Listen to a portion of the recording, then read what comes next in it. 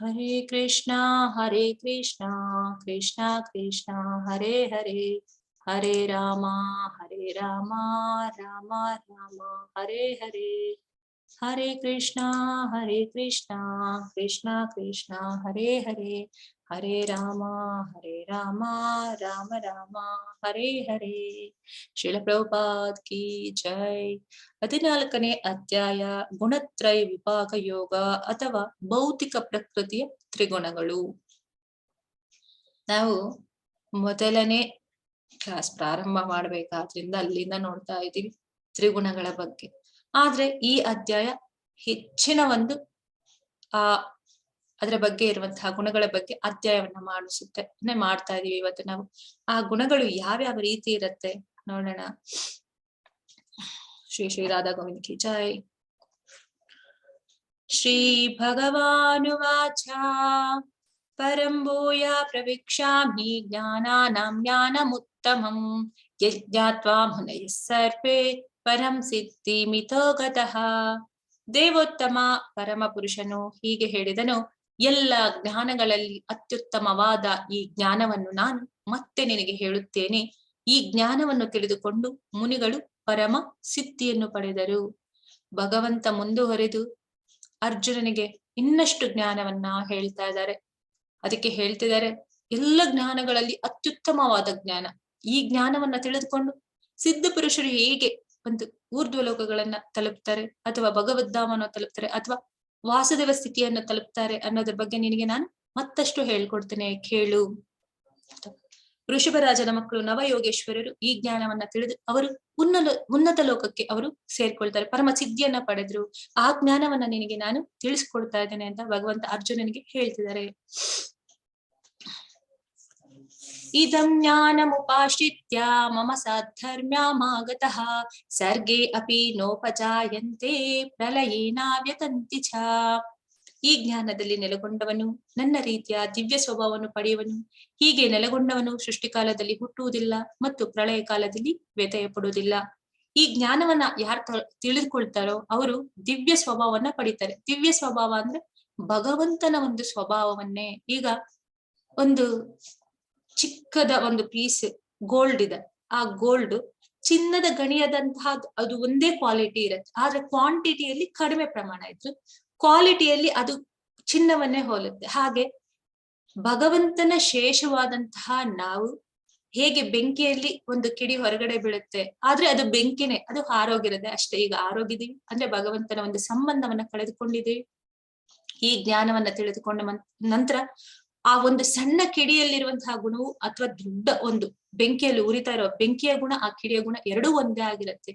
ಈ ಜ್ಞಾನವನ್ನ ನೀನು ತಿಳಿದುಕೊಂಡ ಮೇಲೆ, ಹೀಗೆ ಆ ಜ್ಞಾನವನ್ನ ತಿಳಿದುಕೊಂಡವನು ಸೃಷ್ಟಿ ಕಾಲದಲ್ಲಿ ಹುಟ್ಟುವುದಿಲ್ಲ. ಹೇಗೆ ಬ್ರಹ್ಮನ ಒಂದು ದಿನ ಆದ ನಂತರ, ಅಂದ್ರೆ ಬ್ರಹ್ಮನ ಒಂದು 100 ವರ್ಷಗಳ ಆದ ನಂತರ ಈ ಪ್ರಳಯವೆಲ್ಲ ಆದ ನಂತರ ಮತ್ತೆ ಸೃಷ್ಟಿ, ಅವನು ಮತ್ತೆ ಎದ್ದೊಳ್ತಾನೆ, ಮತ್ತೆ ಎದ್ದಿದಾಗ ಏನಾಗುತ್ತೆ, ಮತ್ತೆ ಸೃಷ್ಟಿ ಕಾಲ ಪ್ರಾರಂಭವಾಗುತ್ತೆ. ಈಗ ಒಂದು ಪ್ರಳಯ ಸೃಷ್ಟಿ ಈ ಎರಡರಲ್ಲೂ ನೀನು ಇರುವಂತ ಅಗತ್ಯವಿಲ್ಲ. ಯಾವುದು ಶಾಶ್ವತವಾಗಿರುತ್ತೆ ಆ ಧಾಮಕ್ಕೆ ನೀನು ಬರ್ಲಿಕ್ಕೆ ಯೋಗ್ಯನಾಗ್ತಿ ಅಂತ ಇಲ್ಲಿ ಹೇಳ್ತಿದ್ದಾರೆ. ಸರ್ವಯೋನಿಷು ಕೌಂತೆಯ ಮೂರ್ತಯ ಸಂಭವಂತಿಯ ತಾಸಂ ಬ್ರಹ್ಮ ಮಹತ್ಯೋನಿ ರಹಂ ಬೀಜ ಪ್ರದಪಿತ. ಕುಂತಿಯ ಮಗನಾದ ಅರ್ಜುನನೇ, ಜೀವಂತ ಪ್ರಾಣಿಗಳ ಎಲ್ಲ ವರ್ಗಗಳು ಇರುವುದು ಸಾಧ್ಯವಾಗುವುದು ಐಹಿಕ ಪ್ರಕೃತಿಯಲ್ಲಿ ಹುಟ್ಟುವುದರಿಂದ ನಾನೇ ಬೀಜವನ್ನು ನೀಡುವ ತಂದೆ, ಇದನ್ನು ತಿಳಿಯಬೇಕು. ಭಗವಂತ ಹೇಳ್ತಾ ಇದ್ದಾರೆ, ಜೀವಂತ ಪ್ರಾಣಿಗಳ ಎಲ್ಲ ವರ್ಗಗಳು ಇರುವುದು ಸಾಧ್ಯವಾಗುವುದು ನನ್ನಿಂದನೇ. ಪ್ರಕೃತಿ ಅನ್ನುವಂಥದ್ದು ತಾಯಿ, ಗರ್ಭದಾಯಕ ವಿಷ್ಣು ಆಗಿ ನಾನು ಬಂದು ಗರ್ಭಧಾರಣೆಯನ್ನ ನಾನು ಅಂದ್ರೆ ಗರ್ಭವನ್ನ ಮಾಡ್ತೇನೆ. ಆ ಪ್ರಕೃತಿ ಆ ಒಂದು ಗರ್ಭಧಾರಣೆಯನ್ನ ಮಾಡ್ಕೊಂಡು ಏನಾಗುತ್ತೆ, ಅಲ್ಲಿ ಜೀವಂತ ಕಣಗಳು, ಜೀವಂತ ಪ್ರಾಣಿಗಳು ಅಲ್ಲಿ ಬರ್ಲಿಕ್ಕೆ ಅದು ಸಾಧ್ಯವಾಗತ್ತೆ. ಅದನ್ನೆಲ್ಲ ಸೃಷ್ಟಿ ಮಾಡುವಂತವನು ನಾನು ಅಂತ. ಅದಕ್ಕೆ ಒಂದು ಉದಾಹರಣೆಯನ್ನ ಹೇಳಬಹುದಂದ್ರೆ, ಅಕ್ಕಿಯಲ್ಲಿ ಒಂದು ಚೇಳು ಹೋಗಿದೆ, ಅಲ್ಲಿ ಮೊಟ್ಟೆಗಳನ್ನ ಇಟ್ಟಿದೆ. ಅಕ್ಕಿ ಚೇಳಿಂದ ಅದು ಚೇಳು ಅಕ್ಕಿಯಿಂದ ಹೊರಗಡೆ ಬರ್ತಾರೆ, ಆ ಅಕ್ಕಿಯಿಂದನೇ ಚೇಳು ಬರ್ತಾ ಇದೆ ಅಂತಲ್ಲ, ಅಲ್ಲಿ ಮೊಟ್ಟೆಯನ್ನು ಇಟ್ಟಿರುವಂತಹ ಚೇಳಿಗೆ ಆ ಗರ್ಭಧಾರಣೆಯನ್ನ ಮಾಡಿದ್ಯಾರು? ಆ ಭಗವಂತ. ಪ್ರಕೃತಿ ಗರ್ಭವನ್ನ ಸ್ಪರ್ಶ ಮಾಡಿದ್ಯಾರು ಅಂತಂದ್ರೆ ಆ ಭಗವಂತ. ಆ ಒಂದು ಆ ಸ್ಪರ್ಶದಿಂದ ಅಕ್ಕಿಯಿಂದ ಚೇಳು ಹೊರಗಡೆ ಬರ್ತಾ ಇದೆ. ಆ ಅಕ್ಕಿಯಿಂದನೇ ಚೇಳು ಬರ್ತಾ ಇದೆ ಇಲ್ಲ, ಅದು ನಾವು ಸರಿಯಾಗಿ ಅರ್ಥ ಮಾಡ್ಕೊಂಡ್ರೆ ಮುಂದಿನ ಅಂದ್ರೆ ಮುಂದಿನ ಒಂದು ಏನ್ ವಿಚಾರ ಇದೆಯಲ್ಲ ಅದು ಚೆನ್ನಾಗಿ ಅರ್ಥ ಆಗುತ್ತೆ. ಅಂದ್ರೆ ಏನೆಲ್ಲ ಸೃಷ್ಟಿಯಲ್ಲಿ ನಡೀತಾ ಇದೆ ಆ ಸೃಷ್ಟಿಗೆಲ್ಲ ಆ ಗರ್ಭದಾಯಕ ಶಾಯಿ ವಿಷ್ಣು, ಏನು 3 ವಿಷ್ಣು ಇದ್ದಾರೆ, ಮಹಾವಿಷ್ಣು, ಕಾರಣದಾಯಕ ವಿಷ್ಣು, ನಂತರ ಗರ್ಭದಾಯಕ ವಿಷ್ಣು, ಕ್ಷೀರದಾಯಕ ವಿಷ್ಣು. ಮಹಾವಿಷ್ಣು ಅಂತಂದ್ರೆ ಕಾರಣದಾಯಕ ವಿಷ್ಣು. ಈ ಕೃಷ್ಣನಿಂದ ಎಕ್ಸ್ಪಾನ್ಷನ್ ಆಗಿರುವಂತಹ ಈ 3 ವಿಷ್ಣುಗಳು ಏನಿದ್ದಾರೆ ಅವರು ಈ ಸೃಷ್ಟಿಯನ್ನೆಲ್ಲ ಮಾಡ್ತಾ ಇದ್ದಾರೆ. ಆ ಸೃಷ್ಟಿಯಲ್ಲಿ ನಾವು ಈ ಒಂದು ಪ್ರಕೃತಿಯ ಜೀವಂತ ಒಂದು ಪ್ರಾಣಿಗಳನ್ನ ನಾವು ನೋಡ್ತಾ ಇದೀವಿ. ಅದ್ರಲ್ಲೂ ನಿಮ್ಗೆ ಒಂದು ಅನುಮಾನ ಬರಬಹುದು, ಭಗವಂತನ 6 ರೀತಿಯ ಅವತಾರಗಳಿದೆ. ಅದು ಪುರುಷಾವತಾರ, ಗುಣಾವತಾರ, ಲೀಲಾವತಾರ, ಶಕ್ತಾವೇಶ ಅವತಾರ, ಮನ್ವಂತರ ಅವತಾರ, ಯುಗಾವತಾರ ಅಂತ. ಪುರುಷಾವತಾರ ಅಂದ್ರೆ ಕೃಷ್ಣನಿಂದ 3 ಭಾಗಗಳಾಗಿ ವಿಸ್ತರಣೆಗೊಳ್ಳುವಂಥದ್ದು. ಕಾರಣದಾಯಕ ವಿಷ್ಣು, ಗರ್ಭದಾಯಕ ವಿಷ್ಣು, ಕ್ಷೀರದಾಯಕ ವಿಷ್ಣು. ಗುಣ ಅವತಾರದಲ್ಲಿ ಅಲ್ಲಿ ಬರ್ತಾರೆ ಬ್ರಹ್ಮ, ವಿಷ್ಣು, ಮಹೇಶ್ವರ. ಇವ್ರಿಗೂ ಕೂಡ ಗುಣಗಳು ಇದೆ. ವಿಷ್ಣು ಸಾತ್ವಿಕ, ಬ್ರಹ್ಮ ರಾಜಸಿಕ, ಮತ್ತೆ ಶಿವ ತಮಗುಣ. ಅಂದ್ರೆ ತಮಗುಣ ಅಂತಂದ್ರೆ ಅದು ತಪ್ಪಂತಲ್ಲ, ಅವರು ಉನ್ನತ ಸ್ಥಿತಿಯಲ್ಲಿರುವಂತವ್ರು, ಸೃಷ್ಟಿ ಸ್ಥಿತಿ ಲಯವನ್ನ ಮಾಡುವಂತಹ ಇವರಿಗೆ ಗುಣಗಳು ಇರುತ್ತೆ ಅಂತ ಹೇಳಿ ತೋರಿಸ್ತಾ ಇದೆ. ಇಲ್ಲಿ ಆ ಒಂದು ಕಾರಣದಾಯಕ ವಿಷ್ಣು, ಮಹಾವಿಷ್ಣು ಏನಿದ್ದಾರಲ್ಲ ಅವರ ಒಂದು ಸ್ಪರ್ಶದಿಂದ ಆ ಪ್ರಕೃತಿ ಅನ್ನೋದು ಗರ್ಭಧಾರಣೆಯನ್ನ ಮಾಡಿ ಸೃಷ್ಟಿಯನ್ನ ಮಾಡುತ್ತೆ. ಅದಕ್ಕಾಗಿ ಭಗವಂತ ಹೇಳ್ತಾ ಇರುವಂತದ್ದು ಬೀಜವನ್ನು ನೀಡುವ ತಂದೆ ನಾನೇ ಅಂತ. ಸತ್ವಂ ರಜಸ್ತಂ ಇತಿ ಗುಣ ಪ್ರಕೃತಿ ಸಂಭವ ನಿಬಧ್ನಂತಿ ಮಹಾಬಾಹೋ ದೇಹಿ ದೇಹಿ ನಮಾಪ್ಯಯಂ. ಐಹಿಕ ಪ್ರಕೃತಿಯಲ್ಲಿ 3 ಗುಣಗಳಿವೆ, ಸತ್ವ, ರಜಸ್ಸು ಮತ್ತು ತಮಸ್ಸು. ಮಹಾಬಾಹುವಾದ ಅರ್ಜುನನೇ, ನಿತ್ಯವಾದ ಜೀವಿಯು ಪ್ರಕೃತಿಯೊಡನೆ ಸಂಪರ್ಕ ಪಡೆದಾಗ ಅವನು ಈ ಗುಣಗಳ ಬಂಧನಕ್ಕೆ ಸಿಕ್ಕಿಕೊಳ್ಳುತ್ತಾನೆ. ಭಗವಂತನೇ ಒಂದು ಅಂಶವಾಗಿರುವಂತಹ ಮನುಷ್ಯ, ಏನು ಆತ್ಮ ಪರಮಾತ್ಮ, ನಿನ್ನೆ ನಾವು ಯಾವ್ದನ್ನೆಲ್ಲ ನೋಡಿದ್ವಿ ಅಲ್ಲ, ಅದೇ ಗುಣವನ್ನ ಹೊಂದಿರುವಂತವನು. ಅದು ಆಧ್ಯಾತ್ಮಿಕ, ನಮ್ಮಲ್ಲಿರುವಂತಹ ಆತ್ಮ ಅದು ಆಧ್ಯಾತ್ಮಿಕವಾದದ್ದು, ಅದಕ್ಕೆ ಯಾವುದೇ ಗುಣ ಇಲ್ಲ, ಅದು ಭಗವಂತನ ಗುಣವನ್ನ ಹೊಂದಿರುವಂತದ್ದು. ಆದರೆ ಮನುಷ್ಯನೇ ಮಾಡಿಕೊಂಡಿರುವಂತಹ ಕರ್ಮ ಫಲಗಳಿಗೆ ಅನುಗುಣವಾಗಿ ಭಗವಂತ ಆ ಒಂದೊಂದು ಕ್ಯಾಟಗರಿ ಆಗಿ ನಮ್ಗೆ ಜನ್ಮವನ್ನ ಕೊಡ್ತಾರೆ. ಆ ಜನ್ಮವನ್ನ ಪಡೆದ ನಂತರ ಈ ಪ್ರಕೃತಿಗೆ ಬಂದಾಗ ಇಲ್ಲಿ ಮಾಯೆ ಅಥವಾ ಗುಣಗಳು, ಏನ್ ಗುಣಗಳಿದೆ, ಸಾತ್ವಿಕ, ರಾಜಸಿಕ, ತಮೋಗುಣ, ಈ ಗುಣಗಳಿಗೆ ನಾವು ಒಳಪಡ್ತೇವೆ. ಒಳಪಟ್ಟು ಅದರ ಒಂದು ಸಂಪರ್ಕದಿಂದ, ಆ ಸಂಪರ್ಕ ಮಾಡಿದಾಗ ಏನಾಗುತ್ತೆ, ಮೋಹಕ್ಕೆ ಒಳಗಾಗ್ತೀವಿ. ನಾನು, ನನ್ನದು, ನನ್ನ ರಾಜ, ನನ್ನ ಮನೆ, ನನ್ನ ಹೆಂಡತಿ, ನನ್ನ ಮಕ್ಕಳು, ನನ್ನ ಸಮಾಜ, ಪ್ರತಿಯೊಂದು ನಮಗೆ ಆ ಬಂಧನವನ್ನ ತಂದು ಕೊಡುತ್ತೆ. ಆ ಬಂಧನಕ್ಕೆ ನಾವು ಸಿಕ್ಕಾಕೊಳ್ತೀವಿ. ಎಲ್ಲಿಂದ? ಈ ಪ್ರಕೃತಿಯ ಸಂಪರ್ಕದಿಂದ. ಅದ್ರ ಹೊರತುಪಡಿಸಿ ನಾವು ಆಧ್ಯಾತ್ಮಿಕ, ನಮಗೆ ಯಾವ ಗುಣಗಳೂ ಇಲ್ಲ, ನಾವು ಮುಕ್ತಾತ್ಮರು. ಆದ್ರೆ ಈ ಪ್ರಕೃತಿಯಲ್ಲಿ ನಾವು ಇರುವ ಕಾರಣ ನಮ್ಗೆ ಏನಾಗ್ತಾ ಇದೆ, ಆ ಬಂಧನ ನಮ್ಮನ್ನ ಬಂಧಿಸ್ತಾ ಇದೆ. ಆ ಬಂಧನದಿಂದ ಮುಕ್ತಿಯನ್ನ ಪಡೆಯೋದು ಹೇಗೆ? ಆ ಒಂದು ಸತ್ವಗುಣದಲ್ಲಿರುವಂತಹ ಮನುಷ್ಯ ಏನ್ ಮಾಡ್ತಾನೆ, ಒಂದು ಉನ್ನತ ಜ್ಞಾನವನ್ನ ಪಡೆದುಕೊಂಡು ಆ ಜ್ಞಾನದಲ್ಲಿ ಅವನು ಯಾರ ಸಹವಾಸವನ್ನ ಮಾಡ್ಬೇಕು, ಯಾವ ರೀತಿ ಇರಬೇಕು, ಆದ್ರೆ 3 ಗುಣಗಳು ಒಂದು ರೀತಿಯಾದಂತಹ ಒಂದು ಸಂಕೋಲೆಗಳೇ. ಹೇಗೆ ಅದು ಅಂತಂದ್ರೆ, ಸಾತ್ವಿಕ ಗುಣದಲ್ಲಿರುವಂತವನು ಏನ್ ಮಾಡ್ತಾನೆ, ಒಂದು ಕುಟುಂಬವನ್ನ ಮಾಡ್ಕೊಳ್ತಾನೆ. ಆ ಒಂದು ಡಾಕ್ಟರ್ ರಾಮ್ ನಾರಾಯಣ್ ಅಂತ ಒಬ್ಬ ಇರ್ತಾನೆ. ಅವನು ಏನ್ ಮಾಡ್ತಾನೆ, ಅವನು ಡಾಕ್ಟರ್ ಆಗಿರ್ತಾನೆ, ವಿದೇಶಗಳಿಗೆ ಹೋಗುವಂತಹ ಎಲ್ಲ ಸೌಕರ್ಯಗಳು ಇರುತ್ತೆ. ಆದ್ರೆ ಏನ್ ಮಾಡ್ತಾನೆ ಅವನು, ನಾನು ಹೋಗೋದಿಲ್ಲ, ಇಲ್ಲೇ ಎಲ್ಲಾದ್ರೂ ಒಂದು ಸೈಟ್ ಅನ್ನ ತಗೊಂಡು ಒಂದು ಮನೆಯನ್ನ ಕಟ್ಕೊಂಡು ಅದು ಹೇಗಿರ್ಬೇಕು ಅಂದ್ರೆ ಅನುಕೂಲವಾಗಿರ್ಬೇಕು ಅಷ್ಟೇ ನನಗೆ ಅಂತ ಹೇಳಿ, ನಂತರ ಆ ಡಾಕ್ಟರ್ ನಾರಾಯಣ್ ಅವರ ಒಡತಿ ಯಾರಿದ್ದಾರೆ, ಅವರು ಸೀತಾ, ಅವರು ಏನ್ ಮಾಡ್ತಾರೆ, ಮನೆಯಲ್ಲಿ ಅವರ ಒಂದು ಸಂಸಾರವನ್ನ ನೋಡ್ಕೊಂಡು ಮನೆ ಮುಂಗಡ ಅದೇನ್ ಒಂದು ಬೆಳೆಯನ್ನ ಬೆಳ್ಕೊಂಡು, ತರಕಾರಿ ಹೂವುಗಳನ್ನ ಬೆಳ್ಕೊಂಡು, ಒಂದು ಹಸುವನ್ನು ಕೂಡ ಇಟ್ಕೊಂಡು ಅದರ ಒಂದು ಸೇವೆಯನ್ನ ಮಾಡ್ಕೊಂಡು, ಮನೆಗೆ ಹಾಲು, ಮೊಸರು, ತುಪ್ಪವನ್ನ ಎಲ್ಲವನ್ನ ಮಕ್ಕಳಿಗೆ ಕೊಡ್ತಾ, ಮಕ್ಕಳು ಅಲ್ಲೇ ಪಕ್ಕದಲ್ಲಿರುವಂತಹ ಒಂದು ಶಾಲೆಗೆ ಹೋಗ್ತಾ, ಡಾಕ್ಟರ್ ಕಡಿಮೆ ವೆಚ್ಚದಲ್ಲಿ ಒಂದು ಖರ್ಚು ಜಾಸ್ತಿ ಅಂದ್ರೆ ಜಾಸ್ತಿ ಫೀಸ್ ಅನ್ನ ತಗೊಳ್ದೆ ಅಲ್ಲಿರುವಂತಹ ಎಲ್ಲರಿಗೂ ಒಂದು ಟ್ರೀಟ್ಮೆಂಟ್ ಅನ್ನ ಕೊಡ್ತಾ ನೆಮ್ಮದಿಯಾಗಿದ್ದಾರೆ. ಇನ್ನೊಬ್ರು ಬರ್ತಾರೆ, ಅವರು ನುಕೇಶ್ ಮತ್ತೆ ಇನ್ನೊಬ್ರು ಯಾರು, ಸ್ಮಿತಾ ಅಂತ, ಅವ್ರು ಏನ್ ಮಾಡ್ತಾರೆ, ಅವರಿಬ್ರು ಒಂದು ಸಾಫ್ಟ್ವೇರ್ ಕಂಪ್ನಿಯಲ್ಲಿ ಕೆಲಸ ಮಾಡ್ತಾ ಇದಾರೆ. ಇಬ್ರು 24 hours ಏನು ಕೆಲಸ ಮಾಡೋದು, ಯಾಕೆ? ದುಡ್ಡಿಗೋಸ್ಕರ. ಮನಿ ಮನಿ ಮನಿ ಮನಿ ಸ್ವೀಟರ್ ದೆನ್ ಹನಿ. ಈಗ ಏನಾಗ್ಬಿಟ್ಟಿದೆ, ಎಲ್ಲರದು ಅದೇ ಆಗ್ಬಿಟ್ಟಿದೆ, ಮನಿ ಮನಿ ಮನಿ ಸ್ವೀಟರ್ ದೆನ್ ಹನಿ. ಹನಿಗಿಂತ ಸ್ವೀಟ್ ಅಂದ್ರೆ ಅಮೌಂಟ್ ಆಗ್ಬಿಟ್ಟಿದೆ, ದುಡ್ಡು ಆಗ್ಬಿಟ್ಟಿದೆ. ಹಾಗೆ ಇಬ್ರು ಕೆಲಸ ಮಾಡ್ತಾ ಇರ್ತಾರೆ. ಆದ್ರೆ ದುಡ್ಡು ಬೇಡ ಅಂತ ಹೇಳ್ತಾ ಇಲ್ಲ, ಎಷ್ಟು ಬೇಕೋ ಅಷ್ಟು ಇಟ್ಕೊಂಡ್ರೆ ಒಳ್ಳೇದು. ಅದು ತೀರಾ ಆದ್ರೆ ಅದೇನಾಗುತ್ತೆ, ಮೋಹಕ್ಕೆ, ನಮ್ಮನ್ನ ಬಂಧನಕ್ಕೆ ಅದು ಕಾರಣವಾಗುತ್ತೆ ಅಂತ. ನಂತರ ಏನಾಯ್ತು, ಇವರಿಬ್ರು ಕೆಲಸ ಮಾಡ್ತಿರ್ತಾರೆ. ಯಾವ್ದೋ ಒಂದು ಸಂದರ್ಭದಲ್ಲಿ ಇವರಿಗೆ ಒಂದು ಮಗು ಕೂಡ ಆಗ್ಬಿಡುತ್ತೆ. ಈಕೆ ಸ್ಮಿತಾ ಕೆಲ್ಸಕ್ಕೆ ಹೋಗ್ಲಿಕ್ಕೆ ಆಗೋದಿಲ್ಲ, ಮಗುವನ್ನ ನೋಡ್ತಾ ಮನೆಯಲ್ಲೇ ಇರ್ತಾಳೆ.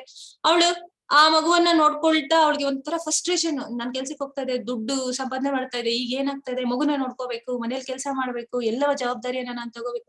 ಅವಳಿಗೆ ಒಂಥರ ನಾನ್ ಹೋಗ್ತಾ ಇಲ್ಲ ಅಂತ ಹೇಳಿ ಮನೆಯಲ್ಲಿ ಅವಳು ಶಾಪಿಂಗ್ ಮಾಡುವಂತದ್ದು, ಶಾಪಿಂಗ್ ಮಾಡಿ ಅವಳು ಮನೆಯಲ್ಲೇ ಇರುವಂತದ್ದು. ನಂತರ ಯಾರು ಮಾಡ್ತಾನೆ, ಲೋಕೇಶ್, ಅವನು ಕೆಲ್ಸಕ್ಕೆ ಹೋಗ್ತಾನೆ. ಅವನಿಗೆ ದುಡಿಯೋದೇ ಆಗಿರುತ್ತೆ, ಫ್ಯಾಮಿಲಿ ಮೇಲೆ ಅವನಿಗೆ ಒಂದ್ ಸ್ವಲ್ಪ ಕಡಿಮೆ ಗಮನ. ಯಾವಾಗ್ಲೂ ಹೋಗ್ತಾನೆ ಬರ್ತಾನೆ, ಹಾಗೆ ಹೀಗಿರುತ್ತೆ ಅವ್ರ ಜೀವನ. ಇವರು ರಾಜಸಿಕ ಗುಣದಲ್ಲಿ ಇರ್ತಾರೆ. ನಂತರ ಇನ್ನ ತಮಗುಣದಲ್ಲಿರೋರು, ತಮಗುಣದಲ್ಲಿ ಈ ಮೀಡಿಯಾಗಳು ಏನಿದೆ, ಒಂದು ವಾಟ್ಸಪ್ ಇರಬಹುದು ಅಥವಾ ಫೇಸ್ಬುಕ್ ಇರಬಹುದು, ಬೇರೆ ಬೇರೆ ಯಾವ್ದೋ ಒಂದು ಸಂಪರ್ಕಗಳಿಂದ ಇಬ್ರು ಏನಾಗ್ತಾರೆ, ಆ ಒಂದು ಯಾರು ಸಂಜು ಮತ್ತೆ ಗೀತಾ ಅನ್ಕೊಳ್ಳೋಣ, ಅವರಿಬ್ಬರ ಹೆಸರು. ಅವ್ರು ಏನ್ ಮಾಡ್ತಾರೆ, ಆ ಒಂದು ಸಂಪರ್ಕದಿಂದ, ಈ ಒಂದು ವಾಟ್ಸಪ್ ಗಳ ಸಂಪರ್ಕದಿಂದ ಇಬ್ಬರು ಒಬ್ಬರೊಬ್ಬರ ಒಂದು ಭಾವನೆಗಳನ್ನ ಹಂಚ್ಕೊಳ್ತಾವು. ನಾವಿಬ್ರು ನಮ್ಮ ಇಬ್ಬರು ಒಂದು ಮೆಂಟಾಲಿಟಿ ಒಂದೇ ತರ ಇದೆ, ನಾವು ಲಿವಿಂಗ್ ಟುಗೆದರ್ ಮಾಡೋಣ ಅಂತ ಹೇಳಿ, ಯಾವ ಶಾಸ್ತ್ರವೂ ಇಲ್ಲ, ಯಾವ ಒಂದು ದೊಡ್ಡವರ ಒಂದು ಆಜ್ಞೆ ಇಲ್ಲದೆ ಅವ್ರು ಏನ್ ಮಾಡ್ತಾರೆ, ಲಿವಿಂಗ್ ಟುಗೆದರ್ ಲೈಫ್ ಸ್ಟಾರ್ಟ್ ಮಾಡ್ತಾರೆ. ಅವ್ರು ಏನ್ ಮಾಡ್ತಾರೆ, ಪ್ರತಿನಿತ್ಯ ತಿನ್ನುವಂಥದ್ದು, ಕುಡಿಯುವಂಥದ್ದು, ರಾತ್ರಿ ಯಾವಾಗ್ಲೂ 12 ಗಂಟೆ 2 ಗಂಟೆ ಮಲಗುವಂಥದ್ದು, ಬೆಳಗ್ಗೆ 12 ಗಂಟೆಗೆ ಎದ್ದೇಳುವಂಥದ್ದು, ಅವ್ರಿಗೆ ಇಷ್ಟ ಬಂದಾಗೆ ಶಾಪಿಂಗ್ ಮಾಡುವಂಥದ್ದು. ಅವ್ರಿಗೆ ಯಾವ್ದು ಶಾಸ್ತ್ರ ಏನು, ದೊಡ್ಡವರು ಯಾರು ಏನು ಇಲ್ಲ, ಹಾಗಾಗಿದೆ ಅವರಿಗೆ. ಕ್ರಮೇಣ ಈ ಲೈಫ್ ತುಂಬಾ ಚೆನ್ನಾಗಿದೆ ಅಂತ ಹೇಳಿ ಅವ್ರ ಏನ್ ಮಾಡ್ತಾರೆ, ಹೋಗ್ತಾ ಇದ್ದಂತಹ ಕೆಲಸವನ್ನ ಬಿಡ್ತಾರೆ. ಅವ್ರು ದೊಡ್ಡ ದೊಡ್ಡ ಪ್ಲಾನ್ಗಳು ಹಾಕೊಳ್ತಾರೆ, ಆದ್ರೆ ಸೋರ್ಸ್ ಯಾವ್ದು ಬರ್ತಾ ಇದೆ ಅನ್ನೋದ್ರ ಬಗ್ಗೆ ಮರೆತು ಹೋಗ್ತಾರೆ. ಹೀಗೆ ಪ್ರತಿಯೊಂದನ್ನ ಅವ್ರು ಏನ್ ಮಾಡ್ತಾ ಇದಾರೆ, ಎಂಜಾಯ್ ಮಾಡ್ತಾ ಇದ್ದಾರೆ. ಇಲ್ಲಿ ತಮೋಗುಣ ಹೆಚ್ಚಾಗಿದೆ. ಈ 3 ಕುಟುಂಬಗಳನ್ನ ನಾವು ನೋಡಿದಾಗ, ಮೊದಲನೇದು ಡಾಕ್ಟರ್ ನಾರಾಯಣ್ ಸೀತಾ ಅವರ ಕುಟುಂಬ ಬಹಳ ಸಂತೋಷವಾಗಿದ್ದಾರೆ, ಯಾರಿಗೂ ಏನ್ ತೊಂದ್ರೆ ಕೊಡ್ತಾ ಇಲ್ಲ. ಆದ್ರೆ ಅವರು ಸಾತ್ವಿಕ ಗುಣದಲ್ಲಿದ್ದಾರೆ ಸ್ವಲ್ಪ ಮಟ್ಟಿಗೆ. ಅವರು ಏನು ಒಂದು ಕವಿಗಳಿರಬಹುದು, ತಾತ್ವಿಕ ಜ್ಞಾನವನ್ನ ಪಡೆದುಕೊಳ್ಳುವಂತವ್ರು, ಅವರೆಲ್ಲ ಈ ಕುಟುಂಬದಲ್ಲಿ ಇರ್ತಾರೆ. ಅಂದ್ರೆ ಈ ಒಂದು ಸಾತ್ವಿಕ ಕುಟುಂಬಕ್ಕೆ ಸೇರುವಂತವರಾಗಿರ್ತಾರೆ. ಇನ್ನ ಈ ನೆಕ್ಸ್ಟ್ ಎರಡು ಸ್ಮಿತಾ ಅವರ ಕುಟುಂಬ ಏನಾಗಿದೆ, ಅವರು ಬರೀ ದುಡ್ಡನ್ನ ಗಳಿಸುವಂತದ್ರಲ್ಲಿ, ಆಸೆಗಳನ್ನ ಅಂದ್ರೆ ಆಸೆಗಳನ್ನ ಈಡೇರಿಸಿಕೊಳ್ಳೋದ್ರಲ್ಲಿ ಇದ್ದಾರೆ. ಅವರು ರಾಜಸಿಕ ಗುಣದಲ್ಲಿ ಇದ್ದಾರೆ. ಇನ್ನ ಸಂಜಯ್ ಮತ್ತೆ ಗೀತಾ ಅನ್ನೋರು ತಮೋ ಗುಣದಲ್ಲಿ ಇದ್ದಾರೆ. ಇವರು ಆಸೆಗಳನ್ನ ಈಡೇರಿಸಿಕೊಳ್ಳೋದ್ರಲ್ಲೇ ಹೋಗ್ತಾ ಇದ್ದಾರೆ. ಹೀಗೆ ಸಾತ್ವಿಕ ಗುಣ, ರಾಜಸಿಕ ಗುಣ, ತಮೋ ಗುಣ, ಈ 3 ಗುಣಗಳು ಏನಾಗಿದೆ, ಇವರನ್ನ ಆ ಹಂತದಲ್ಲಿ ಅವರು ಜೀವನವನ್ನ ಮಾಡ್ತಿದ್ದಾರೆ. ಆದರೆ ಚಿನ್ನವೇ ಆಗಲಿ, ಬೆಳ್ಳಿಯೇ ಆಗಲಿ, ಕಬ್ಬಿಣವೇ ಆಗಲಿ, 3 ಕೂಡ ಸಂಕೋಲೆಗಳೇ, ಕೈಗೆ ಕೋಳ ಹಾಕುವಂಥದ್ದೇ. ಅಂದ್ರೆ ಈ ಪೊಲೀಸ್ ಎಲ್ಲ ಹಾಕ್ತಾರಲ್ಲ ಕೈಗೆ, ಅದು ಏನ್ ಹೇಳ್ತಾರೆ, ಅದು ಕೋಳ ಅಂತಾನೆ ಹೇಳ್ತಾರೆ ಅನ್ಸುತ್ತೆ. ಸೊ ಅದು ಬಂಧನವೇ. ಯಾಕೆ ಅಂತಂದ್ರೆ ಇದರಿಂದ ನಾವು ಆಧ್ಯಾತ್ಮಿಕದ ಕಡೆಗೆ ಹೋಗ್ಲಿಕ್ಕೆ ನಮ್ಗೆ ಸಾಧ್ಯ ಆಗೋದಿಲ್ಲ. ಇದೇ ಒಳ್ಳೇದು, ಇದೇ ಚೆನ್ನಾಗಿದೆ, ಸುಪೈರರ್ ಆಗಿದೆ, ನನ್ನ ಫ್ಯಾಮಿಲಿ ಜೊತೆ ನಾನು ತುಂಬಾ ಚೆನ್ನಾಗಿದ್ದೀನಿ ಅಂತ ಡಾಕ್ಟರ್ ನಾರಾಯಣ್ ಕೂಡ ಹಾಗೆ ಇದ್ಬಿಡ್ತಾರೆ. ಮುಂದಿನ ಹಂತಕ್ಕೆ ಹೋಗೋದಕ್ಕೆ ಸಾಧ್ಯ ಆಗೋದಿಲ್ಲ. ಆದ್ರೆ ಇರೋದ್ರಲ್ಲಿ ಪರವಾಗಿಲ್ಲ. ನಂತರ ರಾಜಸಿಕ ಗುಣದಲ್ಲಿರೋರು ಆಸೆಗಳನ್ನ ಈಡೇರಿಸಿಕೊಳ್ಳುವಂತಹ ಒಂದು ಇಚ್ಛೆಯಲ್ಲಿ ಏನ್ ಮಾಡ್ತಿದ್ದಾರೆ, ಪ್ರತಿದಿನ ಒಂದು 24 ಗಂಟೆಗಳ ಕಾಲ ಆ ದುಡ್ಡನ್ನ ಸಂಪಾದನೆ ಮಾಡೋದ್ರಲ್ಲಿ ಮಾನ ಪ್ರತಿಷ್ಠೆ, ಇದನ್ನ ಗೌರವ ಪಡ್ಬೇಕು. ಅಂದ್ರೆ 4 ಜನ ನನಗೆ ಒಂದು ಗೌರವನ ಕೊಡ್ಬೇಕು, ಸೊಸೈಟಿಯಲ್ಲಿ ನಾನು ದೊಡ್ಡ ಸ್ಥಿತಿಯನ್ನ ತೋರಿಸ್ಕೋಬೇಕು, ನನ್ನ ಹೆಂಡತಿ, ಮನೆ, ಮಕ್ಕಳು ಎಲ್ಲ ನನ್ನ ಒಟ್ಟಿಗೆ ತುಂಬಾ ಚೆನ್ನಾಗಿರ್ಬೇಕು, ಅದು ನನಗೆ ಒಂದು ಗೌರವನ ತಂದು ಕೊಡುವಂತಹ ವಿಚಾರ ಅನ್ನೋ ರೀತಿಯಲ್ಲಿ ಅವನು ಕೂಡ ಏನಾಗಿದ್ದಾನೆ, ಬೆಳ್ಳಿಯ ಕೋಳವನ್ನ ತೊಡ್ಕೊಂಡು ಅವನು ಜೀವನದಲ್ಲಿ ಇದ್ದಾನೆ. ಇನ್ನ ಕಬ್ಬಿಣವನ್ನ ಕೋಳವನ್ನ ತೊಟ್ಟಿಕೊಂಡು ಅವನು ಏನಾಗಿದ್ದಾನೆ, ಅವನು ತಮೋಗುಣದಲ್ಲಿ ಕಂಪ್ಲೀಟ್ ಆಗಿ ಮುಳುಗೋಗಿದ್ದಾನೆ. ಯಾವ್ದು ಸರಿ ಯಾವ್ದು ತಪ್ಪು ಅನ್ನೋಂತಹ ಜ್ಞಾನ ಕೂಡ ಅವನಿಗೆ ಇಲ್ಲದಾಗಿದೆ. ನೋಡೋಣ ಈಗ ಅವರ ಒಂದು ಗುಣಗಳು ಯಾವ ರೀತಿಯಲ್ಲಿ ಇರುತ್ತೆ, ಈಗ ಒಂದು ವಿಡಿಯೋ ಮೂಲಕ. ತತ್ರ ಸತ್ವಂ ನಿರ್ಮಲತ್ವತ್ ಪ್ರಕಾಶ ಮಾನಯಂ ಸುಖೆ ಸಂಗೇನ ಬದ್ಧಾತಿ ಜ್ಞಾನ ಸಂಗೇನ ಛಾನಗ. ಪಾಪರಹಿತನೆ, ಸಾತ್ವಿಕ ಗುಣವು ಇತರ ಗುಣಗಳಿಗಿಂತ ನಿರ್ಮಲವಾದದ್ದು, ಆ ಕಾರಣದಿಂದ ಅದು ಪ್ರಕಾಶಮಾನವಾದದ್ದು. ಅದು ಮನುಷ್ಯನನ್ನು ಎಲ್ಲಾ ಪಾಪಕರ ಪ್ರಕ್ರಿಯೆಗಳಿಂದ ಬಿಡುಗಡೆ ಮಾಡುತ್ತದೆ. ಈ ಗುಣವನ್ನು ಹೊಂದಿರುವವನು ಸುಖ ಮತ್ತು ಜ್ಞಾನಗಳ ಪ್ರಜ್ಞೆ ಬಂಧಿಸುತ್ತದೆ. ಈಗ ನಾನು ಹೇಳೋದಲ್ಲ, ಡಾಕ್ಟರ್ ನಾರಾಯಣ್ ಮತ್ತೆ ಸೀತಾ ಅವರ ಕುಟುಂಬ ಹೇಗಾಗುತ್ತೆ, ಒಂದು ಪ್ರಜ್ಞೆಯಲ್ಲಿ, ಜ್ಞಾನಗಳ ಪ್ರಜ್ಞೆಯಲ್ಲಿ ಅವನ ಬಂಧಿಸಿದೆ. Let's go for a stroll in the countryside.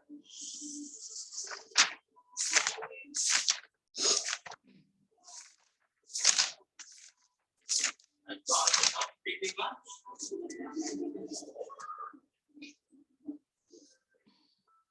The air is clean here, so peaceful. Here we can get away from the academic elements of the city. ಇಲ್ಲಿ ಅವನು ಏನೆಲ್ಲ ಜ್ಞಾನವನ್ನ ಪಡ್ಕೊಂಡು ಒಂದು ಶುದ್ಧ ಒಂದು ವಾತಾವರಣವನ್ನ ಸೃಷ್ಟಿ ಮಾಡ್ಕೊಂಡು ಆ ಒಂದು ಯಾವುದೇ ಒಂದು ವಿಚಾರವನ್ನ ವಿಚಾರಣೆ ಮಾಡುವ ಮೂಲಕ ಅವನು ತಿಳ್ಕೊಳ್ಳೋ ಪ್ರಯತ್ನವನ್ನ ಮಾಡ್ತಾ ಇದ್ದಾನೆ. ರಜೋ ರಗಾತ್ಮಕಂ ವಿದ್ಧಿ ಕೃಷ್ಣ ಸಂಗ ಸಮುದ್ಭವಂ ತನ್ನಿಬಧ್ನಾತಿ ಕೌಂತೆಯ ಕರ್ಮ ಸಂಗೇನ ದೇಹಿನಂ. ಕುಂತಿಯ ಮಗನಾದ ಅರ್ಜುನನೇ, ರಜೋಗುಣವು ಮಿತಿಯಿಲ್ಲದ ಆಸೆಗಳು ಮತ್ತು ಬಯಕೆಗಳಿಂದ ಹುಟ್ಟುತ್ತದೆ. ಇದರಿಂದಾಗಿ ದೇಹಧಾರಿಯಾದ ಜೀವಿಯು ಐಹಿಕ ಕಾಮ್ಯ ಕರ್ಮಗಳಲ್ಲಿ ಸಿಕ್ಕಿಕೊಳ್ಳುತ್ತಾನೆ.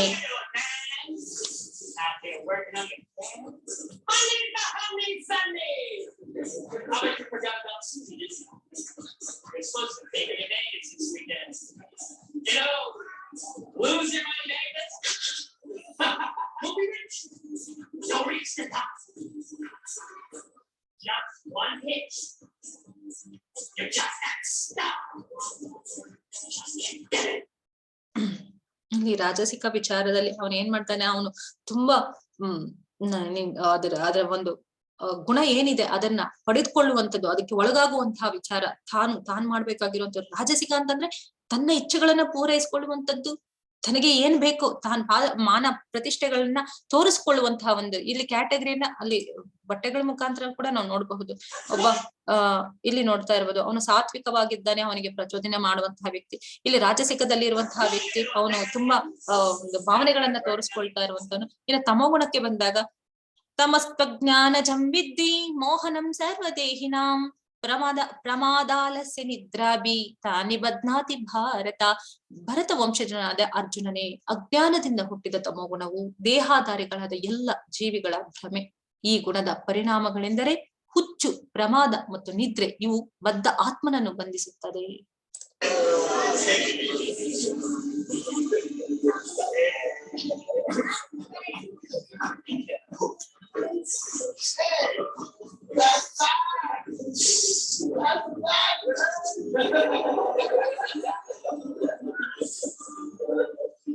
I think you can really chill me.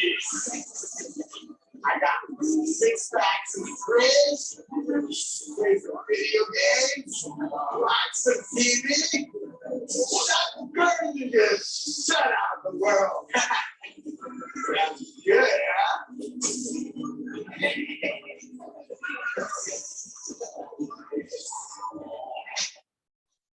ನಾವಿಲ್ಲಿ ನೋಡಿದ್ವಿ ತಮೋಗುಣದಲ್ಲಿರುವಂತಹ ವ್ಯಕ್ತಿ ಹೇಗೆ ಚಟಗಳಿಗೆ ಬಲಿ ಆಗ್ತಾನೆ. ಇದು ಸಾತ್ವಿಕ ಗುಣಕ್ಕೆ ವಿರುದ್ಧವಾಗಿರುವಂತಹ ವ್ಯಕ್ತಿತ್ವ. ಸಾತ್ವಿಕ ಗುಣದಲ್ಲಿರೋನಿಗೆ ಏನ್ ಮಾಡ್ಬೋದು ಏನ್ ಮಾಡ್ಬಾರ್ದು ಅನ್ನೋ ಜ್ಞಾನ ಇದೆ. ಅದೇ ತಮೋಗುಣದಲ್ಲಿರೋನು ಅದಕ್ಕೆ ವಿರುದ್ಧವಾದಂತಹ ಕಾರ್ಯಗಳಲ್ಲಿ ತನ್ನನ್ನ ತಾನು ತೊಡಗಿಸ್ಕೊಳ್ತಾ ಇದ್ದಾನೆ. ಅವನು ಎಲ್ಲ ಚಟಗಳಿಗೆ ಅವನು ಬಲಿ ಆಗ್ತಾ ಇದ್ದಾನೆ. ಏನನ್ನ ಮಾಡ್ಬೇಕು ಏನನ್ನ ಮಾಡಬಾರ್ದು ಅನ್ನೋ ಜ್ಞಾನ ಅವನಿಗೆ ಇಲ್ಲದಾಗಿದೆ. ಸತ್ವಂ ಸುಖೇ ಸಂಜಯತಿ ರಜಃ ಕರ್ಮಾಣಿ ಭಾರತ ಜ್ಞಾನಮಾವೃತ್ಯ ತುತ್ತಮಃ ಪ್ರಮಾದೇ ಸಂಜಯಾಚ್ಯುತ. ಭರತ ವಂಶಜನಾದ ಅರ್ಜುನನೇ, ಸತ್ವಗುಣವು ಮನುಷ್ಯನನ್ನು ಸುಖವಾಗಿರಲು ಬದ್ಧಗೊಳಿಸುತ್ತದೆ. ರಜೋಗುಣವು ಕಾಮ್ಯ ಕರ್ಮಗಳನ್ನು ಮಾಡಲು ಬದ್ಧಗೊಳಿಸುತ್ತದೆ. ತಮಸ್ಸು ಮನುಷ್ಯನ ಜ್ಞಾನವನ್ನು ಆವರಿಸಿ ಅವನನ್ನು ಹುಚ್ಚಿಗೆ ಬದ್ಧಗೊಳಿಸುತ್ತದೆ.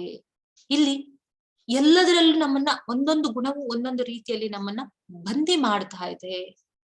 ಸತ್ವಗುಣ ನಾನ್ ಸುಖವಾಗಿದ್ದೀನಿ ಅಂತ ಹೇಳಿ ಮುಂದಿನ ಹಂತಕ್ಕೆ ಹೋಗೋದಕ್ಕೆ ಅದು ಅವಕಾಶನ ಮಾಡ್ಕೊಡ್ತಾ ಇಲ್ಲ. ನಾನು ಆರಾಮಾಗಿದ್ದೀನಿ ಅಂತ ಅವನು ಆ ಒಂದು ಅದರಲ್ಲೇ ಒಂದು ಬೌಂಡ್ರಿಯಲ್ಲಿ ಅವನು ಸುಖವಾಗಿರ್ತಾನೆ.